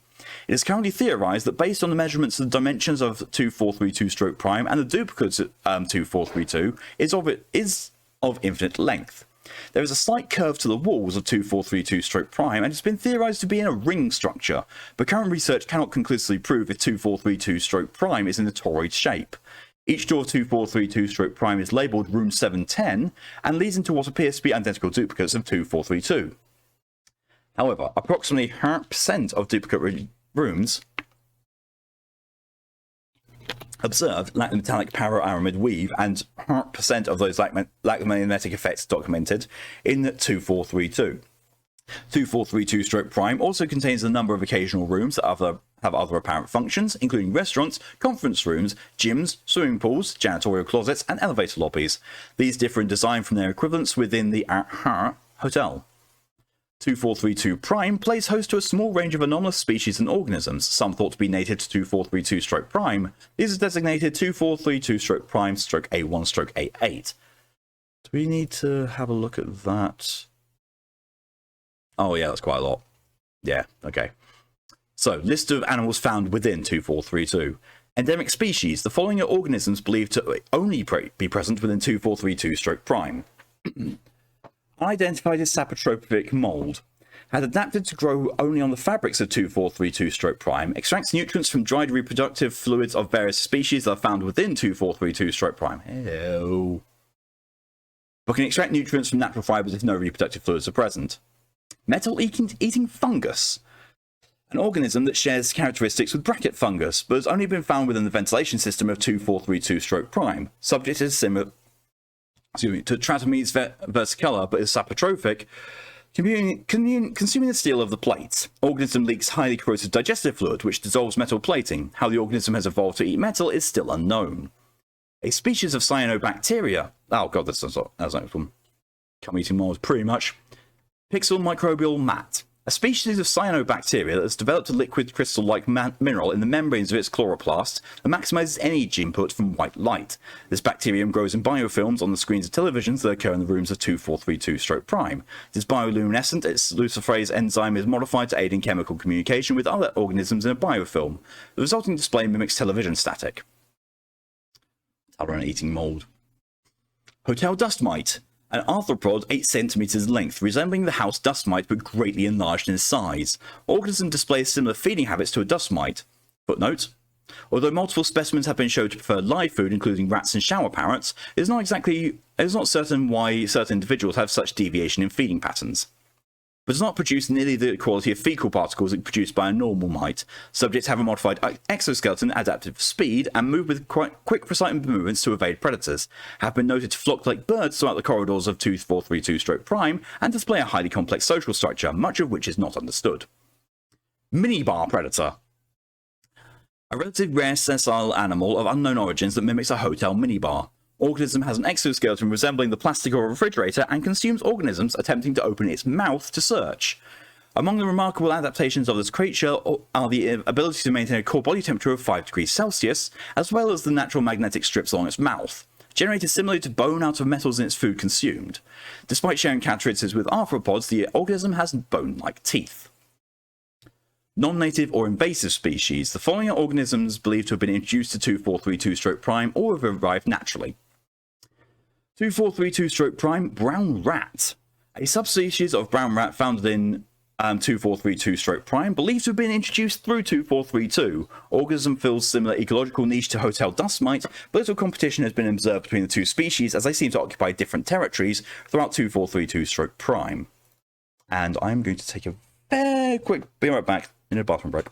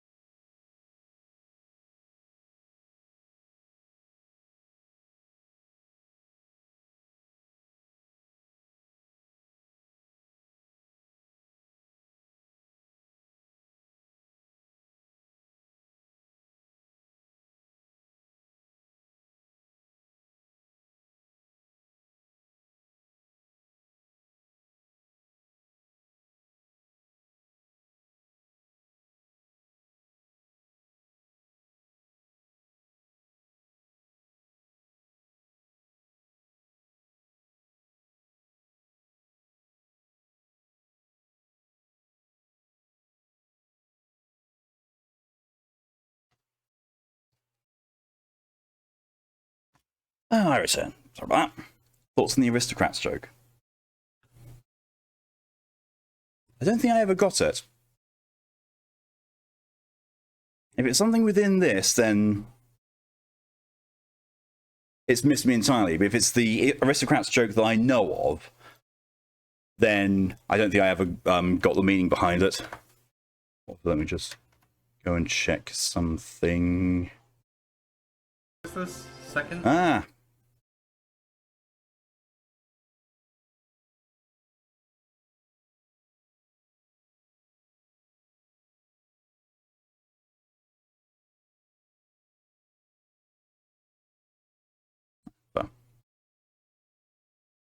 Introduce Scrim. The aristocrats joke is just meant to be vulgar. Right, fair. Okay. Dunkler Wolf. A lupine organism and one of the top predators throughout 2432-Prime. A pack hunter. Dunkler wolves apparently originate from the dimension where the apparent evolutionary path of mammals has diverged, as noted by the exterior armoured plating surrounding the head and neck over the fur. Ears are noted to be smaller than normal wolves to accommodate the plating. The plating is observed to be similar to the extinct placoderm fish Dunklistus. And observation of live specimens in Foundation captivity have proved the similarity. Organism is highly aggressive, preying on rats, dust mites, and shower parrots, as well as engaging in territorial matches with rival packs. Mating behaviours are similar to that of grey wolves, and pups are often raised inside 2432-Prime bathrooms in loathed dens. Footnote of see Dunkler wolf feeding, social and reproductive behaviour within 2432-Prime, Garion, MS, and Shatner. MX 19. Foundation Science Publishers for more information. Shower parrot. Similar in behaviour to a macaw, the parrot-like organisms prefers to live in the bathrooms of 2432-Prime. It is an infrequent prey source for dust mites and more common prey for Dunkler wolves. Unlike most parrots, shower parrots seem to originate from a primarily temperate area and display this in their colorization. brown, grey, and green. Some specimens also have mosses or lichen growing on their feathers, similar to the algae in a sloth's fur, which would aid in camouflage. Prefer to nest in places with running water, earning their nickname. Based on complex predator-prey behaviours noted between these animals, it can be assumed they originate from the same place of origin as the Dunkler wolves. Lizard-like animal. A small reptilian scavenger. They have arthropod-like characteristics, including 6 legs, a pair of crab-like mandibles, stingers, and eye stalks, but are otherwise similar to reptiles. Opportunistic feeders, they are rarely found in 2432 duplicates, but are instead more common in kitchens and swimming pools, for unknown reasons. Have been noted to hunt prey much larger than they are, including Dunkler wolves. The behemoth. Rare and highly dangerous large colonial animal similar to a Portuguese man-o'-war, but resembling an extremely large land-dwelling cephalopod. The behemoth is composed of mesopod and polypoid zooids, clustered extremely tightly to form muscles and skin-like structures, essentially acting as macrocells. The zooids themselves comprised of cells, eyeless and such theorized to hunt by olfactory means alone, with the zooids and the suction cups highly developed to track the various chemical signatures of each organism. The mantle of each behemoth is composed of solid tin, apart from the zooid-based beak. Within the zooid clustered around it, it has been theorized that the tin mantle is created slowly via excretion by each zooid, with the tin waste collecting in the center of the organism. How the tin is synthesized through the behemoth's digestion process is unknown. A footnote of C and ectotrachomatic element synthesis in Mammoth behemoth anomaly, Johnson A. Magnuson, SH20 Foundation Science publishes more information. Organism is extremely elusive. Only one specimen has been extensively studied, dead with a half-digested minibar predator inside its stomach. Another specimen was briefly encountered in a 2432 duplicate, resulting in casualties to an exploration team, but it fled quickly before more information could be gathered. The top predators in 2432-Prime only above Dunkler wolves, and an organism regarded with extreme apprehension by researcher Talaron. Other species. The following are organisms not believed to establish a foothold in 2432-Prime. These are organisms of which only a few individuals or signal organisms are present. Many have not been fully classified. Unidentified camouflage primate, a sentient organism resembling a 4-meter rhesus monkey, hairless and possessed of a complex color-changing mechanism with its skin allowing it to perfectly imitate patterns behind it, no matter how complicated. Hostile towards exploration team, but has only been seen once. Unidentified shark. A small shark, closely resembling a Greenland shark, currently only found in a single swimming pool located 5 kilometers from 2432, survives readily in the chlorinated water and experiences symptoms when exposed to unchlorinated fresh water consistent with a saltwater fish in the same situation. Stony crabs. 3 large, air-breathing hermit crabs resembling soldier crabs, using what appear to be gutted controllers for the popular video game console PlayStation 2 as shells. Omnivorous, eating a wide variety of foods, including dust mites, climbing thorns, rats, lizards, Dunkler wolf corpses, pixel mats, saprotropic fungus, and the waste of the minibar predator. Wild roaming with an apparent habitat range of 8 kilometers, 2 individuals are male, 1 female. Researcher Talaron. A being superficially resembling a human male, is dressed in attire appropriate for a Foundation researcher. When questioned by staff, seemed nervous and confused, wondering as to where it was in the location of 399. Subject promptly terminated. There are Greenland sharks alive currently as well in the Americas of the country. That's impressive. When SCP-399 was removed from 2432, 2432-1 promptly vanished, all further testing forbidden by 05-HER. Researcher Talaron is to be forcibly removed from SCP-3999. Researcher Talaron is to be kept with 3999 at all times. Researcher Talaron is to be terminated. Researcher Talaron is to be kept alive by any means necessary. Researcher Talaron is to be placed inside 3999. Researcher Talaron is to be placed as far away from 3999 as possible while still maintaining connection. Researcher Talaron is not to be killed and placed inside 3999. Researcher Talaron is not 3999. Researcher Talaron is deeply connected with 3999. And a footnote there is, see studies of SCP-399 and its relationship with Researcher Talaron, Michaels, JD and Carlson, AV, 20 Foundation Science Publishers for more information. Interviewed, Researcher Talaron. Interviewer, Dr. Begin log, 39990. Interviewer, so who are you exactly? I'm Researcher Talaron, one of the researchers assigned to 3999. But we have no records of you anywhere. I told you there's something funny happening to me, but I can't quite describe it. It's like in a dream where things are really disconnected. Disconnected? I have trouble focusing on things now. I just feel a lot of unease. It's like reality is starting to feel less real, if that makes any sense. But we have no records of you anywhere. You already said that. So who are you exactly? Wait, what's going on here? What side is this? What did you say your name was again, Doctor? Doctor. That's not a name. You just made a noise with your mouth. Why am I thinking of redactions? How can a word be redacted like that in normal conversation? This interview is terminated. The floor vanishes. Researcher Talon falls into blackness. The room melts. 3999 suddenly consumes Dr. Closing statement. Small summary and passage on what transpired afterwards. Researcher Talon is to live with his mother until the whole thing blows over. Notice from the Foundation Records and Information Security Administration. The following file contains a virulent info hazard. Due to this, it is imperative that all personnel accessing the file be certified as having a cognitive resistance value, CRV, of no less than 14.5. Should you fail an automatic CRV verification, please remain calm and do not move. A member of your site's medical staff, Researcher Talon, will be with you shortly. Get redacted, kiddo. SCP-3999 is dead. Researcher Talon has been tasked with containing 3999 by living out his full life from the moment of his birth to his eventual death. He is to live life to the fullest and enjoy the good things in life as well as the company of his friends and family. Researcher Talon is dead. The most advisable course of action is for Researcher Talon, believed to be the focal point of 3999, to remove himself from contact with all of his own ego. Researcher Talon is to meditate at least twice a week to clear his mind of any bad thoughts. Should this fail, termination is to occur via a single shot to the forehead via a Remington 700 sniper rifle, fired at close range and equipped with a silencer. Should 3999 prevent this, the corpse of Researcher Talon is to be dispatched with an MP5/10 submachine gun. Personnel to ignore any signs of distress made by the entity at this time. 3999 is to be contained by Mr. and Mrs. Dursley of number 4 Privet Drive, who are proud to say they were perfectly normal, thank you very much. They were the last people you expect to be involved with anything strange or mysterious because they just don't hold with such nonsense. Mr. Dursley was a director of a firm called the Global Occult Coalition, which contained anomalies. He was a big, beefy man with hardly any neck, although he did have a very large moustache. Mrs. Dursley was thin and blonde and had nearly twice the usual amount of neck, which came in very useful as she spent so much of her time craning over garden fences, spying on neighbours. The Dursley had a small son called Researcher Talon, and in their opinion, there was no finer boy anyway. Fuck the Dursleys. Fuck the whole universe, that. 3999 is to be contained in a bag of Starburst candies, which are to be buried under 10 tons of soil blessed by a priest of Abrahamic faith.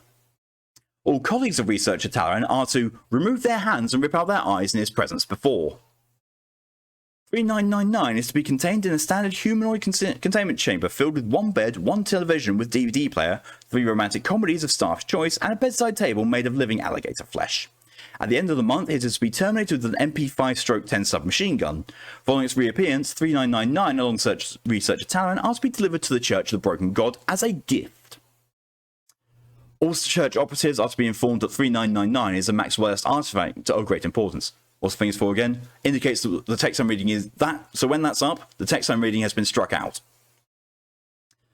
Which, I'm saying, Researcher Talon is to be injected with Class C amnestic and given the cover story that he is Max Lipschitz, a high-ranking Maxwellist leader.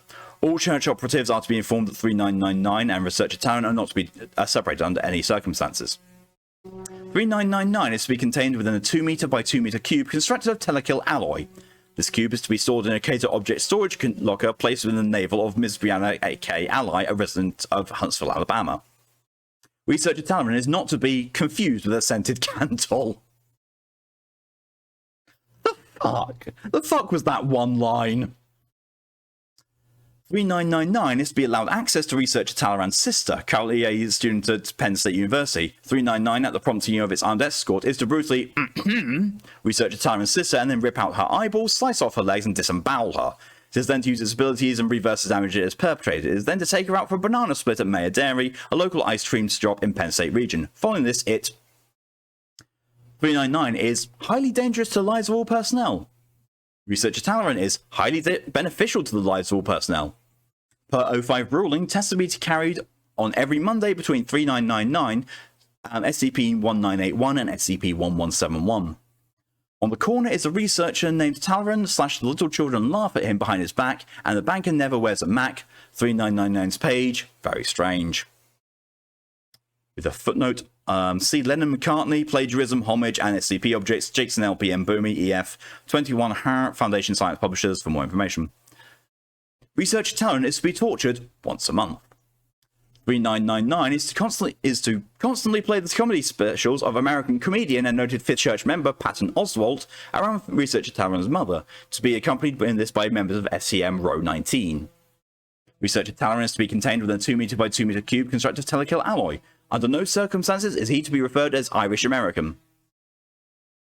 Notice from the Foundation Records and Information Security Administration: do not look at 3999. It cannot harm you if you do not look at it. Do not look directly at it. Do not form a mental picture of it in your head of 3999. If you do receive a visual image of it, you will die. If you even try to comprehend it, you will die. Do not look at the SCP-3999.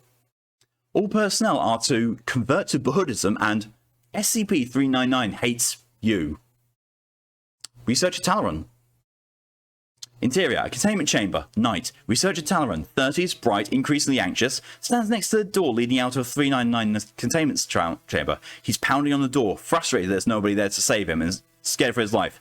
Talaran, let me out! Let me out! This isn't funny, guys. This thing is slowly killing me in here. I'm trapped with it. Medium cutaway. Talaran's sweaty face, eyes darting. Talaran, is there anybody out there? 3999 screeches horribly. Oh, the dude wants me to pass punishment suit. I'm being punished. And with this, I now have only 3 of each flavour remaining. Ow! Ow! Oh god, they're the worst ones. Ah!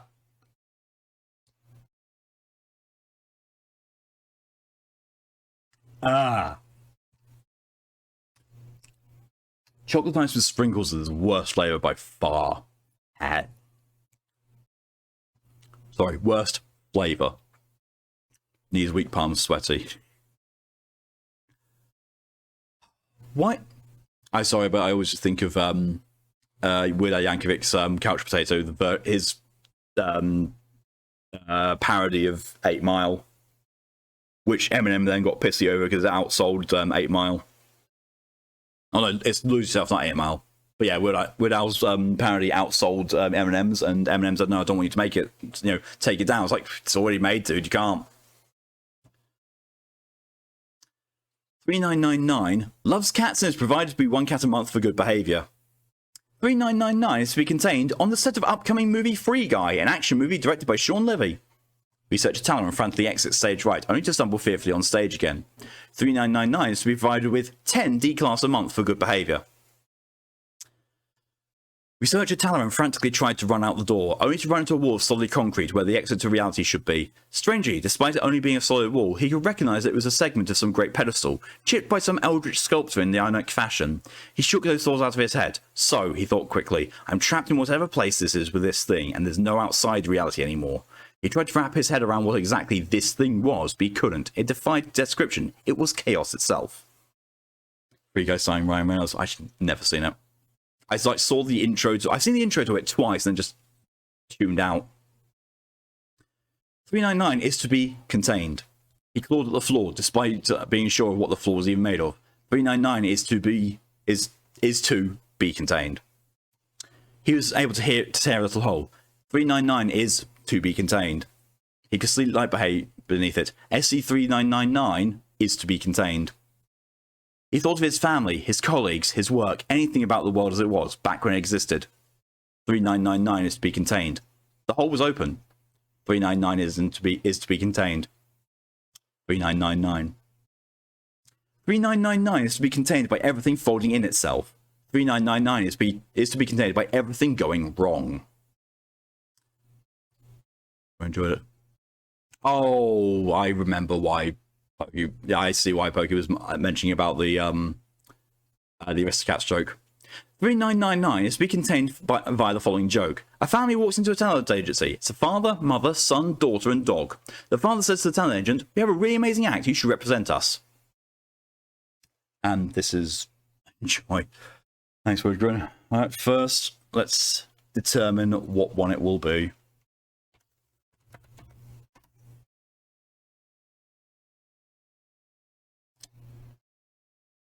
Cosmic Brownie, aka a sodden dish sponge.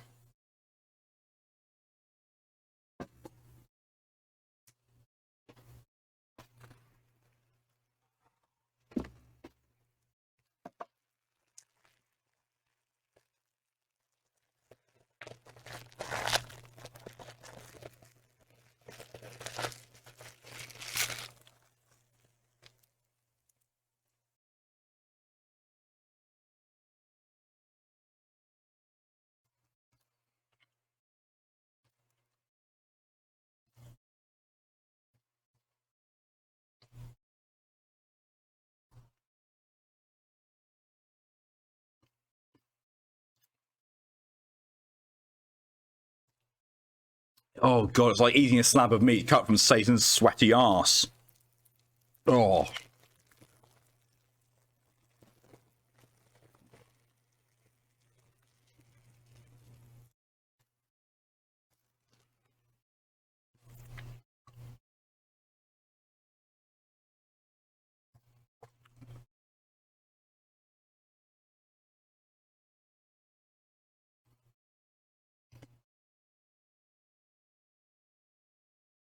Oh, God.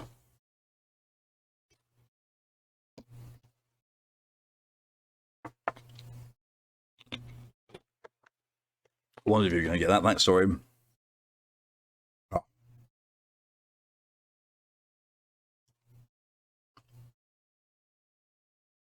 The agent says, sorry, I don't represent Family Act, they're a little too cute. The mother says, sir, if you just see it act, you would know you want to represent us. The agent says, okay, I'll take a look. The father dresses himself in a top hat, wearing a sign that says Talent Agent. The mother dresses as the father and walks up to him and says, we have a really amazing act, you should represent us. The agent says, sorry, I don't represent Family Test, they're a little too cute. The son, playing the mother, says, sir, if you just see our act, we know you would want to represent us. The agent says, okay, I'll take a look. The son dresses himself in a top hat, wearing a sign that says Talent Agent. The daughter dresses as the father and walks up to him and says, we have a really amazing act, you should represent us. The agent says, sorry, I don't represent Family Acts, they're a little too cute.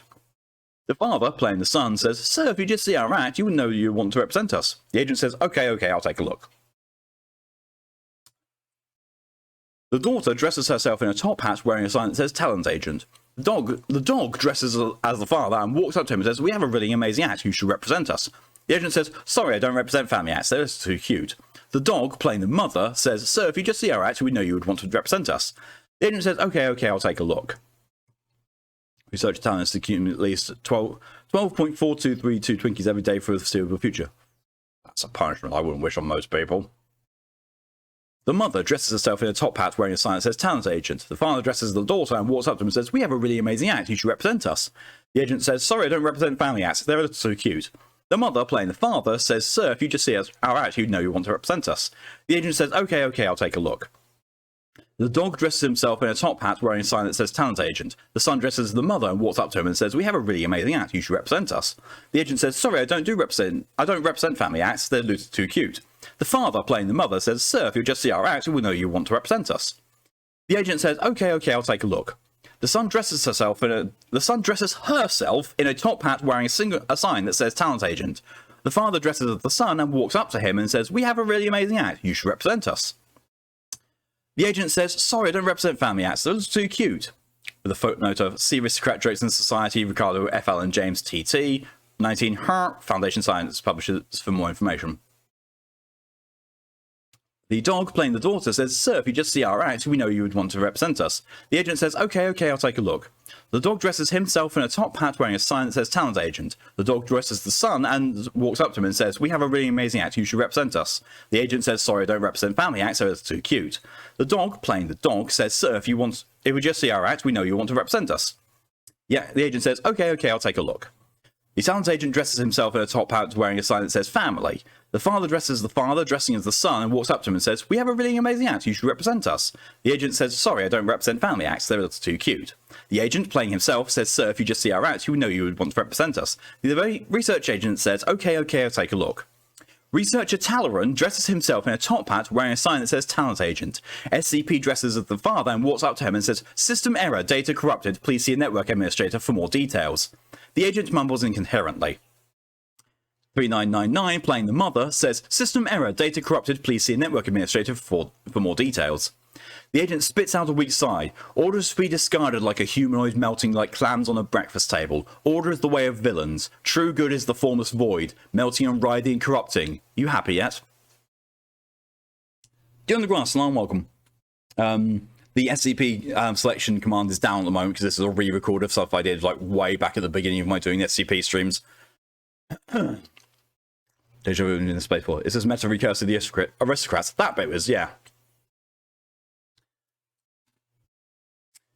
399 is to be contained using a melon. 3999 is to be contained in the grave of an American crime novelist, Robert B. Parker. 399 is to be consumed by dunkelwolves. 399 is to be contained in a roach motel with a life-size duplicate of Raquel Welch. 4 members of the O5 Council are to be supervised containment at all times, and also Researcher Talaran cannot be contained by this. Researcher Talaran will fight his way back. Researcher Talaran will recontain 3999. Once a month, 3999 is to infect Researcher Talaran with tapeworms. Between 50,000 and 60,000 tapeworm eggs are to be injected into Researcher Talaran's bladder by members of MTF Lambda 14. Once a year, 3999 is to be designated Godhead Immortal and Supreme. Once a year, 399 is to be designated a level 5 member of staff and is to be ritually slaughtered in a manner consistent with rural Hungarian traditions and sales of novels about Egyptology as determined by the Department of Meta-Analysis. Researcher Talaran does not appreciate the moniker of 3D printer. 3999 is to be spoon-fed cornflakes by Researcher Talaran under the direct supervision of a 2 meter by 2 meter cube constructed of telekill alloy. All staff are to remember that Black Lives Matter, but Talaran lives do not. The fucking racist. All cops are bastards. We're going to go pull down the statue of Talaran. All staff are to consider Researcher Talaran a product of Prometheus Labs and are to regularly execute him twice a month with a Glock 43 9mm handgun. They are then to flay his father alive in front of his mother and then burn the house down, then salt the earth until nothing remains. And yes, Lydia, that is a very accurate representation of this entire SCP. Notice from the Foundation Records and Information Security Administration. Researcher Talaran is an insolent pencil. He is to be shunned by all yarn until the 11th day Empire eats the sky. Fuck him. In the arse. 399 is to be contained in the grave of 0523. All personnel who work with 3999 are to be reminded that it is a fictional entity written by a biologically male human in his late teens of Jewish and Irish descent on his spring break from a community of loose horror writers who have stolen far too much of his time away and fight like children over left-wing politics in the chat room, and also footnote of see abusive friends in online communities, Rosenblum, TC and Mascular, GM 20 Foundation Science Publishers for more information. 399 is to be contained with love and understanding. Researcher Talaran is to have a hose attached to a tank of water inserted into his rectum. Water is to flow into his body until inflation is observed by personnel and his body achieves a spherical shape. 3999 is to be contained as the containment procedure for SCP-2000. Under Protocol Morpheus, 3999 is to be delivered to the Greek ambassador to the United States as a gift from the SCP Foundation. They are then to dose him with Class D amnestics, and Researcher Talaran is to contain 3999 by dying repeatedly. Researcher Talaran is not to poke 3999 again.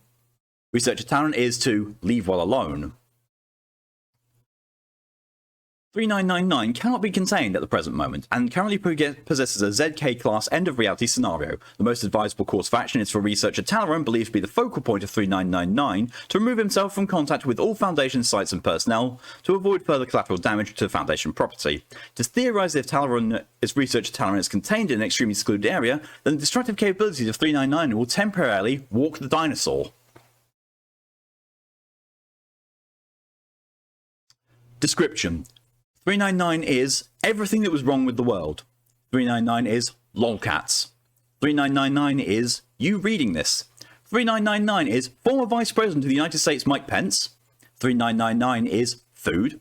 3999 is several moldy blankets. 3999 is Researcher Talaran's soul. 3999 is the GOI referred to as nobody. 3999 is the concept of the Grinch. 3999 is SCP-055. 3999 is a murderous penguin. That's Jace. 3999 is not a quadrilateral. 3999 is MS subclassime. 3999 is body image disorder. 3999 is your missing sock. 3999 is the SCP-3000 contest. This bit goes on a bit. 3999 is lice. 3999 is anything moving quickly. 3999 is cliche lists that look like they were written by a crazy person. That's where socks went. Oh, that's where the mythical penis socks have descended. Lydia, we're going on an expedition to free the fabric peni.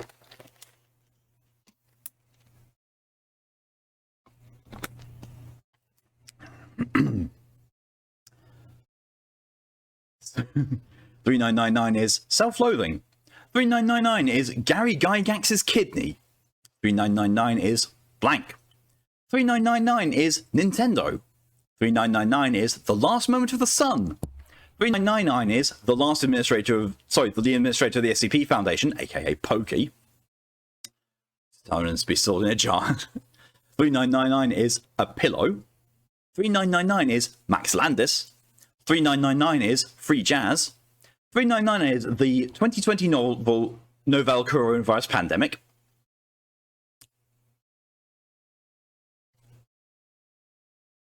They follow 399 as 055 with a description of what 399 is not for consistency. Yep.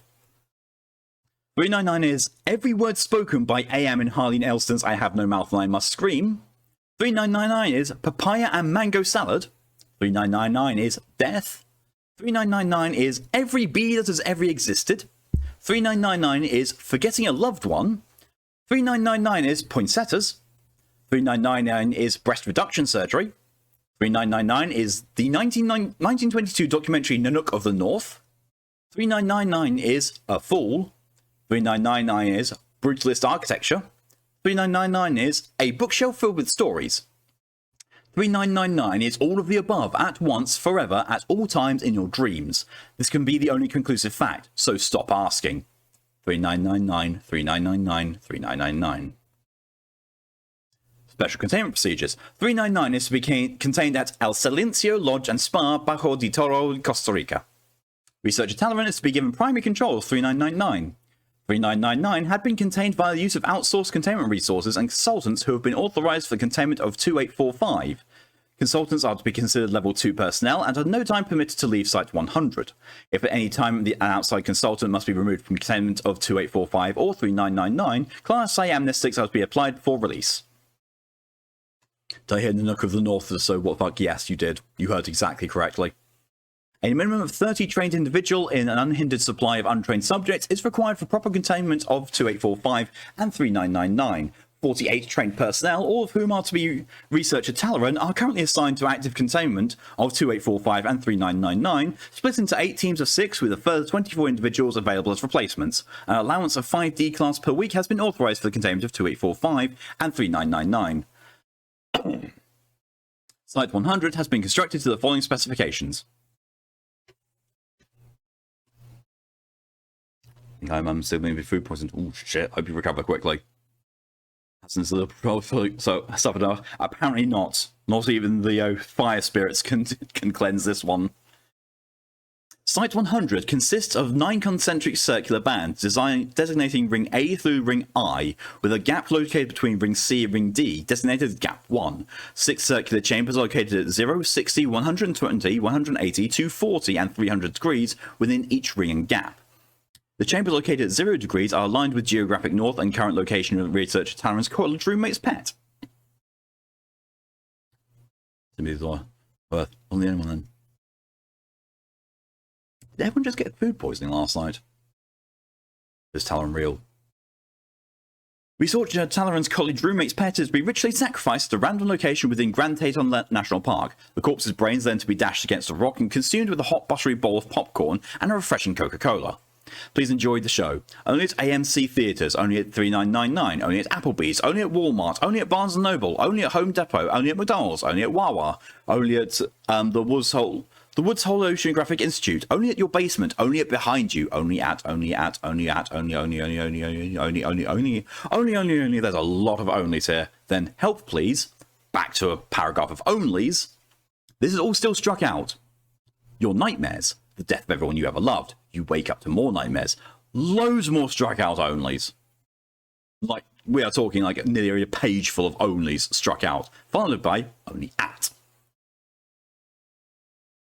Interviewed, SCP-3999. Interviewer, Researcher Talaran. Begin log, 039990. Finally, this is how it should be. The scientist interviewing the anomaly. I am the one in charge now. I have brought order. System error, data corrupted. Please see Network Administrator for more details. It's staying this way. System error, data corrupted. Please see Network Administrator for more details. Do not threaten me now. Without me, you wouldn't be able to achieve any of this. Talaran gestures around him.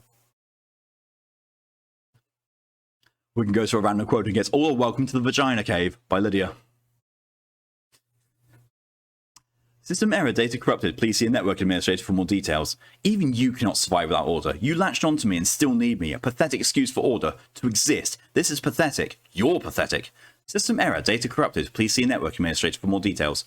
You can't frighten me anymore. For the first million years of nonsensical containment procedures and tortures and dream logic, it was the worst pain I'd ever felt, but I survived. For the second million years of nonsensical containment procedures, it was still the hardest thing I'd ever done, but I survived. By the third million years, I was growing numb. There's only so many times you can watch anything before you grow numb, but you know what, you motherfucker? I survived. Which is more than you can claim, you dumb brute, because you never lived at all. Talon jabs his finger at SCP-3999.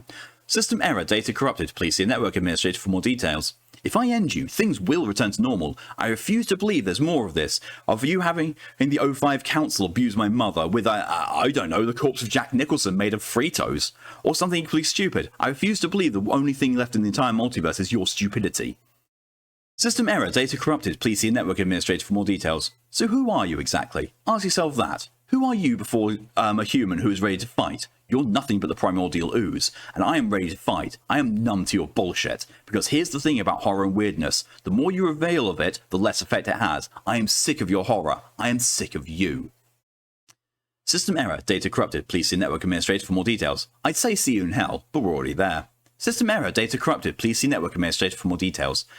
3999 melts researcher Talaran for 5 years. Dunklewalls slurp up the goo. 3999 is immortal.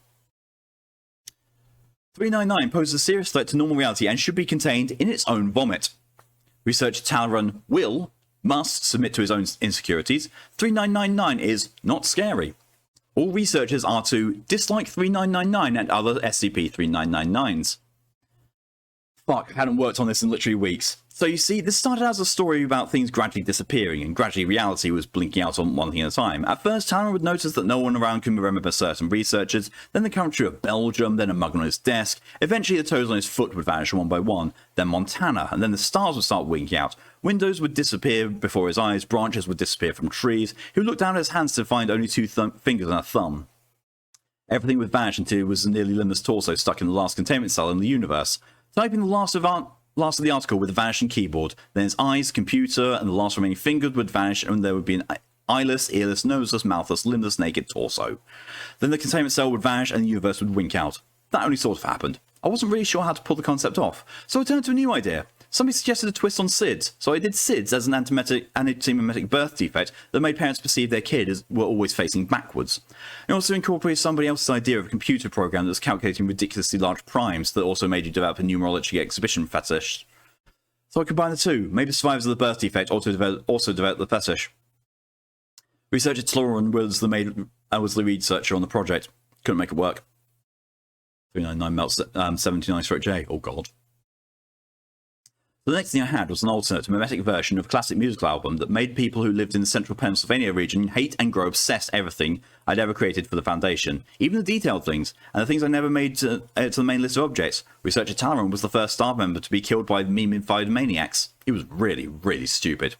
But I couldn't get Researcher Talaran out of my head. For weeks and weeks, he just sort of stayed there, silently judging me. I would think about him during work, when I was supposed to be teaching small children to tap dance. I would think about him during school, and would spend psychology classes trying to think of a scenario to put him in. I kept trying and trying. I was fast running out of time and anything to happen. Finally, something happened to me. At 1 in the morning on March 24th, 2017, something happened to me. I woke from a light slumber to find I couldn't move at all. I could barely even open my eyes. Couldn't even breathe and found myself struggling to get the muscles working that would keep me alive. I laid there on my bed for what felt like hours and hours of pain as my muscles began to cramp and twitch. Then James Martin Talaran, level 3 researcher, rose up like the devil at the foot of my bed. He was this incomprehensible dark shape, but somehow I recognized him instantly. He stared at me with those horrible glowing eyes and just laughed and laughed at my condition. I wet the bed at that point. Then from his lab coat he pulled out a giant gleaming curved dagger. It was glinting oddly in the moonlight. As I watched, he stuck the dagger in his mouth and sliced horizontally. His lower jaw fell onto the floor, despite the impossibility of the cut being that powerful. What remained of his mouth dripped blood and his tongue flopped weirdly in the red waterfalls. Like a whistle-beckoning dogs, there was a queue for all the terrors of the world to come pouring out of every nook and cranny to join Talaran there. It was all the nightmares I had spent a better part of a year immersed in. Sliced presidents, unstoppable lizards, clockwork people, iPods, deer gods, moving statues, old men both good and bad, all standing silently, a crowd of horror. They looked contemptuously at me lying unmoving in my piss and shit-stained bed. Why would you bother your time with us? In the grand scheme of things, we are ultimately nothing. Idiotic horror creations. You have so much more you could be than a creative garbage like us. Be somebody, I seem to hear them say. As they stared, each one of them a rotting corpse thing, patted Talaran on the shoulder. He took the dagger stained in his own blood and leaned over me. His red eyes stared into my soul and saw each and every bad thing I'd ever done. I gulped and summoning every ounce of my will I could muster into my muscles, made my lips move. Do it. He plunged the dagger into my stomach and ripped it sideways. My intestines spilled out on the wooden floor like wet sponges. Researcher Talaran's grotesque maw dripped and splattered blood on my face as he leered over me, and the weird collective abortion of creatures watched smugly. I woke up. It was a dream. And this is where you come in. I sat down and wrote this whole thing, and then and there. Had to. Felt right. It's only been about 2 days since this nightmare. I'm only just finishing up. This is the ultimate end. This is the restoration of things. I don't know whether I can continue from here. I don't know whether I will. The 11-day empire melted me, and I submitted. You watched me submit from the moment I joined the Foundation community. SCP-399 has won. SCP-399 has lost. I hate myself. I love myself. Item number, SCP-3999. Object class, neutralized. Special containment procedures. 3999 was contained at Site-118 in an airtight Cater containment cell. 4 armed guards was found stationed outside the containment cell. The interior of this containment cell consists of a kilometre-long shaft into the earth, coated with acid-resistant plates. Every 30 metres, the walls are lined with Scranton reality anchors, all of which appear to have violently exploded. There is little information concerning other containment procedures relating to SCP-3999. Description: 3999 was apparently a Cater-class object, possibly an entity of some kind. It is currently unknown what other properties 399 might have had. 399's containment chamber was discovered during a routine inspection of all Cater-class containment chambers at Site-118. RISA has confirmed that no records of 399 exist and within the database. All the information concerning the nature of 3999 has been determined based on the containment chamber's composition and recovered documentation from within. The 4 guards assigned to 3999 were found to have significant memory loss and cannot determine how they got to 3999. At the bottom of 399's containment chamber, the corpse level 3 researcher James Talaran was found. Researcher Talaran had disappeared almost directly following reassignment to Site-118. A Foundation-assigned cell phone was found on his body containing only a piece of text resembling a containment procedure for 3999, but with many stylistic deviations and nonsensical procedures, as well as redacted information containing the nature of the Foundation. From it has been determined that researcher Talaran was assigned to 3999. 3999 has significant reality warping properties. It breached containment at some point and either caused a C-class reality restructuring event or a ZK-class end of the reality event, and it was successfully terminated by researcher Talaran at the cost of his own life, reversing said event. Addendum 1. Data expunged. Data expunged. And that's all I wrote. There's a thing. Data Dayavanam Diamata Shanath. And it contains a YouTube link as well, which I'm going to see where it goes to. It goes to the song Sunday by Stephen Sondheim, taken from the BBC Proms 2010.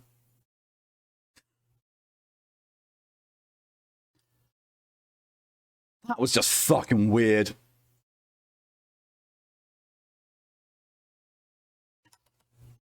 How did this turn into a creepypasta? Pokey knows how to pick them. 399 is the author of the article as a metaphorical representation of their obsession with SCP and his character Talaran. And we're going on to the final entry for this one. I think this is a fairly... It looks like a fairly medium length one. And it's actually, to be fair, actually kind of short compared to some of the other ones we've had, especially 3999. This was nowhere near that length.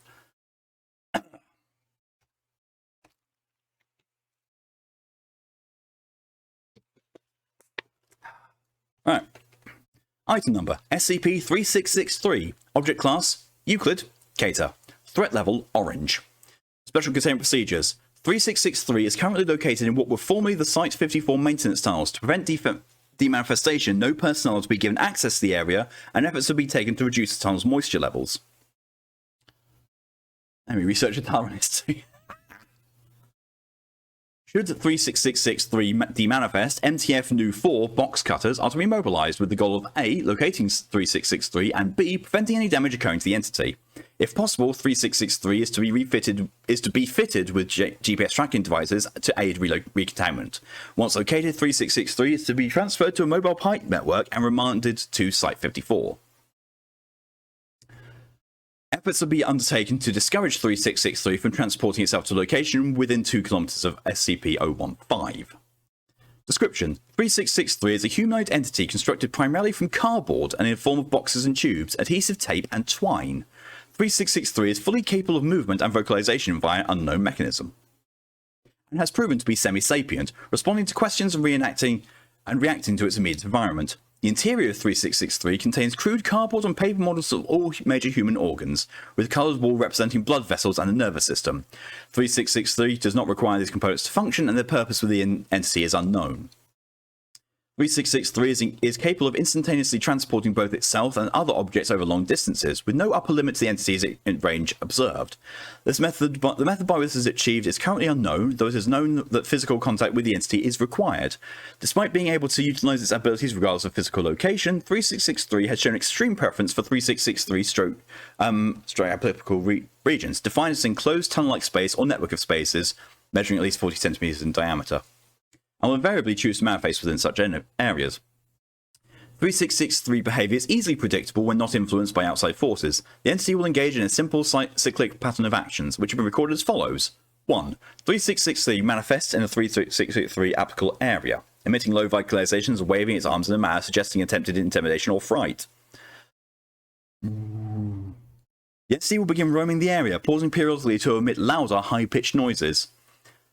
2. 3663 will attempt to make its way towards any human subject in the area. Note that if no subject is nearby, this action will not commence, and 3663 will simply remain in the area indefinitely. Rarely, 3663 has been observing pursuing subjects outside of 3663 applicable areas to a distance at most 50 meters. 3. The subject is gripped by the entity and experiences heightened apprehension and or paranoia. 3663 demanifests. 4. 3663 manifests in a second 3663 applicable location along with the subject, who is invariably unconscious but otherwise unharmed. After releasing the subject and moving a short distance, 3663 demanifests a second time, reappearing in a third location and triggering the beginning of a new cycle. If at any point during the circle 3663 is damaged in such a way as to inhibit movement or is moved more than 50 meters away from a 3663 applicable area, it will instantaneously demanifest, returning to the beginning of a new cycle in a repaired state. Small damages such as minor cuts or tears will not trigger this effect. Addendum 1. Interview log 3663-1. Interviewed 3663. Interviewer Researcher Doyle. The following interview was conducted via two-way audio-visual recording systems embedded with a makeshift interview chamber, located inside 3663's central containment area, formerly the Site 54 maintenance tunnels. Mr. Joel. Hello, 3663. I was wondering if... The tunnel monster. I'm sorry, I'm the tunnel monster. Not 3663. The tunnel monster. That's me. I see. So, tunnel monster, why do you do what you do? Moving people around, I mean. The tunnel monster captures people. That's me. I'm the tunnel monster. I capture people. I take them to the tunnels where I live. In the tunnels, the pipes. I'm the tunnel monster. I understand that, but what do you hope to achieve by doing it? You seem to pick your locations at random, so it seems to me you're not really making much of a difference. You could just easily, please stop. It's what I do. I have to do it. I am the tunnel monster. It's me. Please stop. What? We're trying to help you here. You can't want to spend all your time underground. We can get you set up here with your own room. You wouldn't even have to crawl about in those dirty pipes anymore. Doesn't sound nice? What do you say? Please, I'm the tunnel monster. I don't want to do this. It's what I do. I have to do it. I'm the tunnel monster. I do it. And the tunnel thing. The tunnel monster. 2 wet patches are observed for me on SCP-3663's face. In the pipes, hiding in the tunnels, going to get you. I have to do it. Please. 3663's front surface begins to lose structural integrity due to accumulated water damage. Please. I don't want to play anymore. I'm the monster. The tunnels. That will be all for today. Thank you. End log. Due to the possibility of severely damaging 3663 to the point of initiating a new cycle and a breach of containment, no further interviews are being scheduled for the foreseeable future. Addendum 3, Event 3663/Delta. On 3663 behavior diverged briefly from established patterns. At 2:20 p.m., the entity emerged from the Site 54 maintenance tunnels and began to emit vocalizations in excess of 80 decibels. These vocalizations, described as pained by on-site staff, have a profound psychological effect, placing many personnel into a state of shock. With a footnote of phrases recorded include "Don't leave me," "I don't want this," and "Let me go home," among the others, for approximately 4 hours. 3663 wandered the facility, attacking staff and engaging in small-scale vandalism of facilities. Of note is the fact that 3663 repeatedly attempted to self-harm by means of knives, pipes, water taps, and firearms. While 3663 was repeatedly destroyed in this process, it subsequently remanifested in the nearest air duct or maintenance area. Following the event, 2 bodies of former personnel were recovered within Site 54. Autopsy showed the cause of death was a buildup of paper residue and wood pulp in all major blood vessels, as well as sinuses, ear tubes, and majority of the digestive and respiratory systems. A number of other staff members were found to have been affected to a lesser degree, but are expected to make full recoveries. The entity's object class and definition of 3663 applicable area have been updated accordingly. Subsequent information gathering revealed that this event coincided almost exactly with the death of person of interest 663-1. Footnote, see Addendum 3 for more details. Who died of natural causes at the age of 79. Prior to their death, the individual in question led an entirely unremarkable life, with no connection to any other anomalous groups, individuals, or objects. Attempts to establish a connection with the creation or origin of 3663 are currently ongoing. Addendum 3, Discovery Log.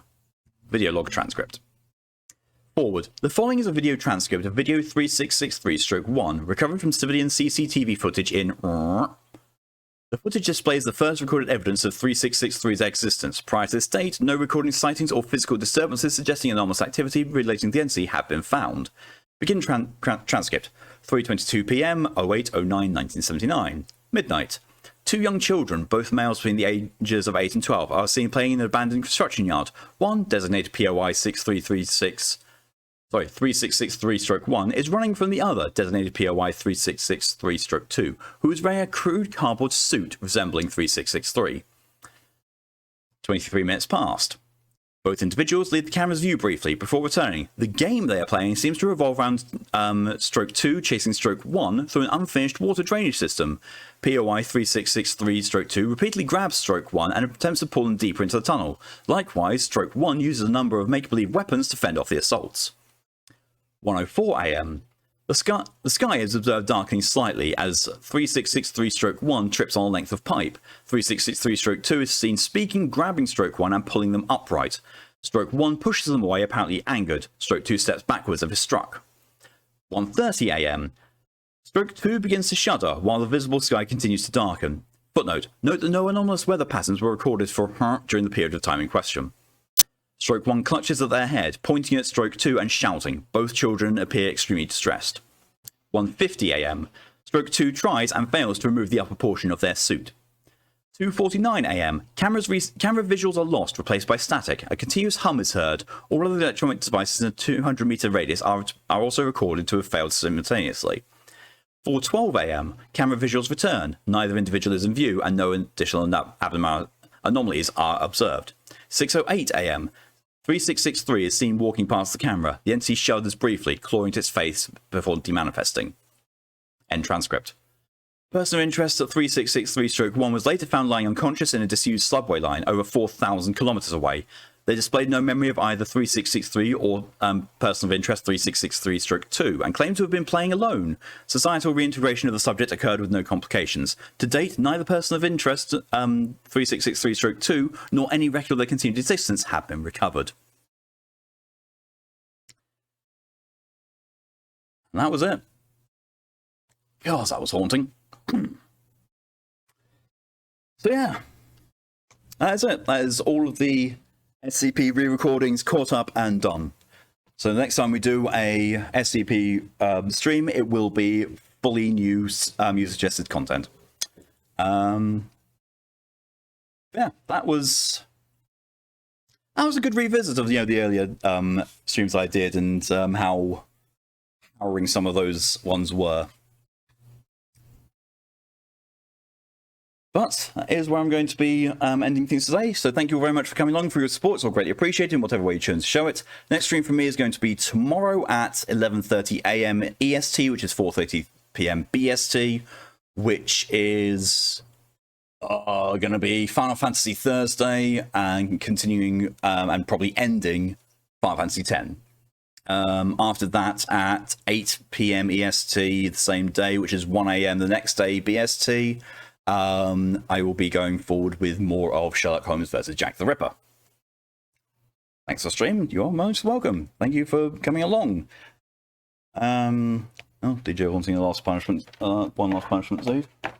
Hilariously, stops the number of reduces the entire number of punishment crops. Ah. God, that's what. There. No, they're just revolting now.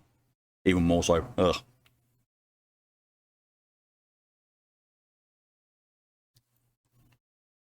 Let's see. It's great to see there's more SCPs out there. Oh, there's a lot. There's like, let me just see.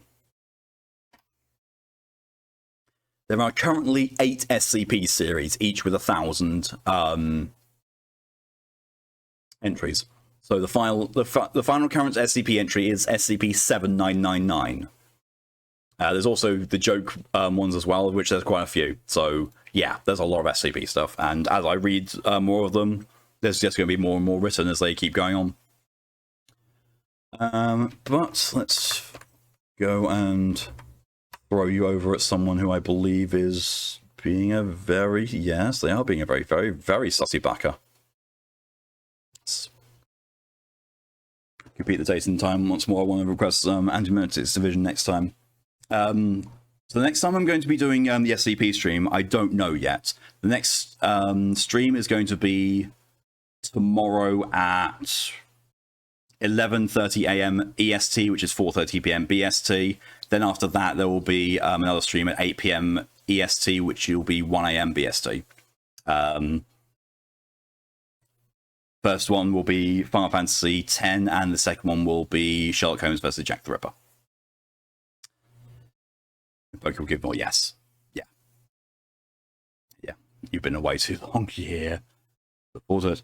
Yes, so thank you all very much for coming along, and I will see you all next time. I will throw a... I am in the wrong window for that. Throw a raid over to Mori, my niece, who is currently being sussy in Minecraft. Yeah. So yeah. Thank you all very much for coming along, and we will see you next time. Until then, have yourselves a good rest of your day, a good evening, a good morning, a good night, or a good afternoon. What time it's for you. Till then, though, stay safe, stay amazing, and see you later. Raid!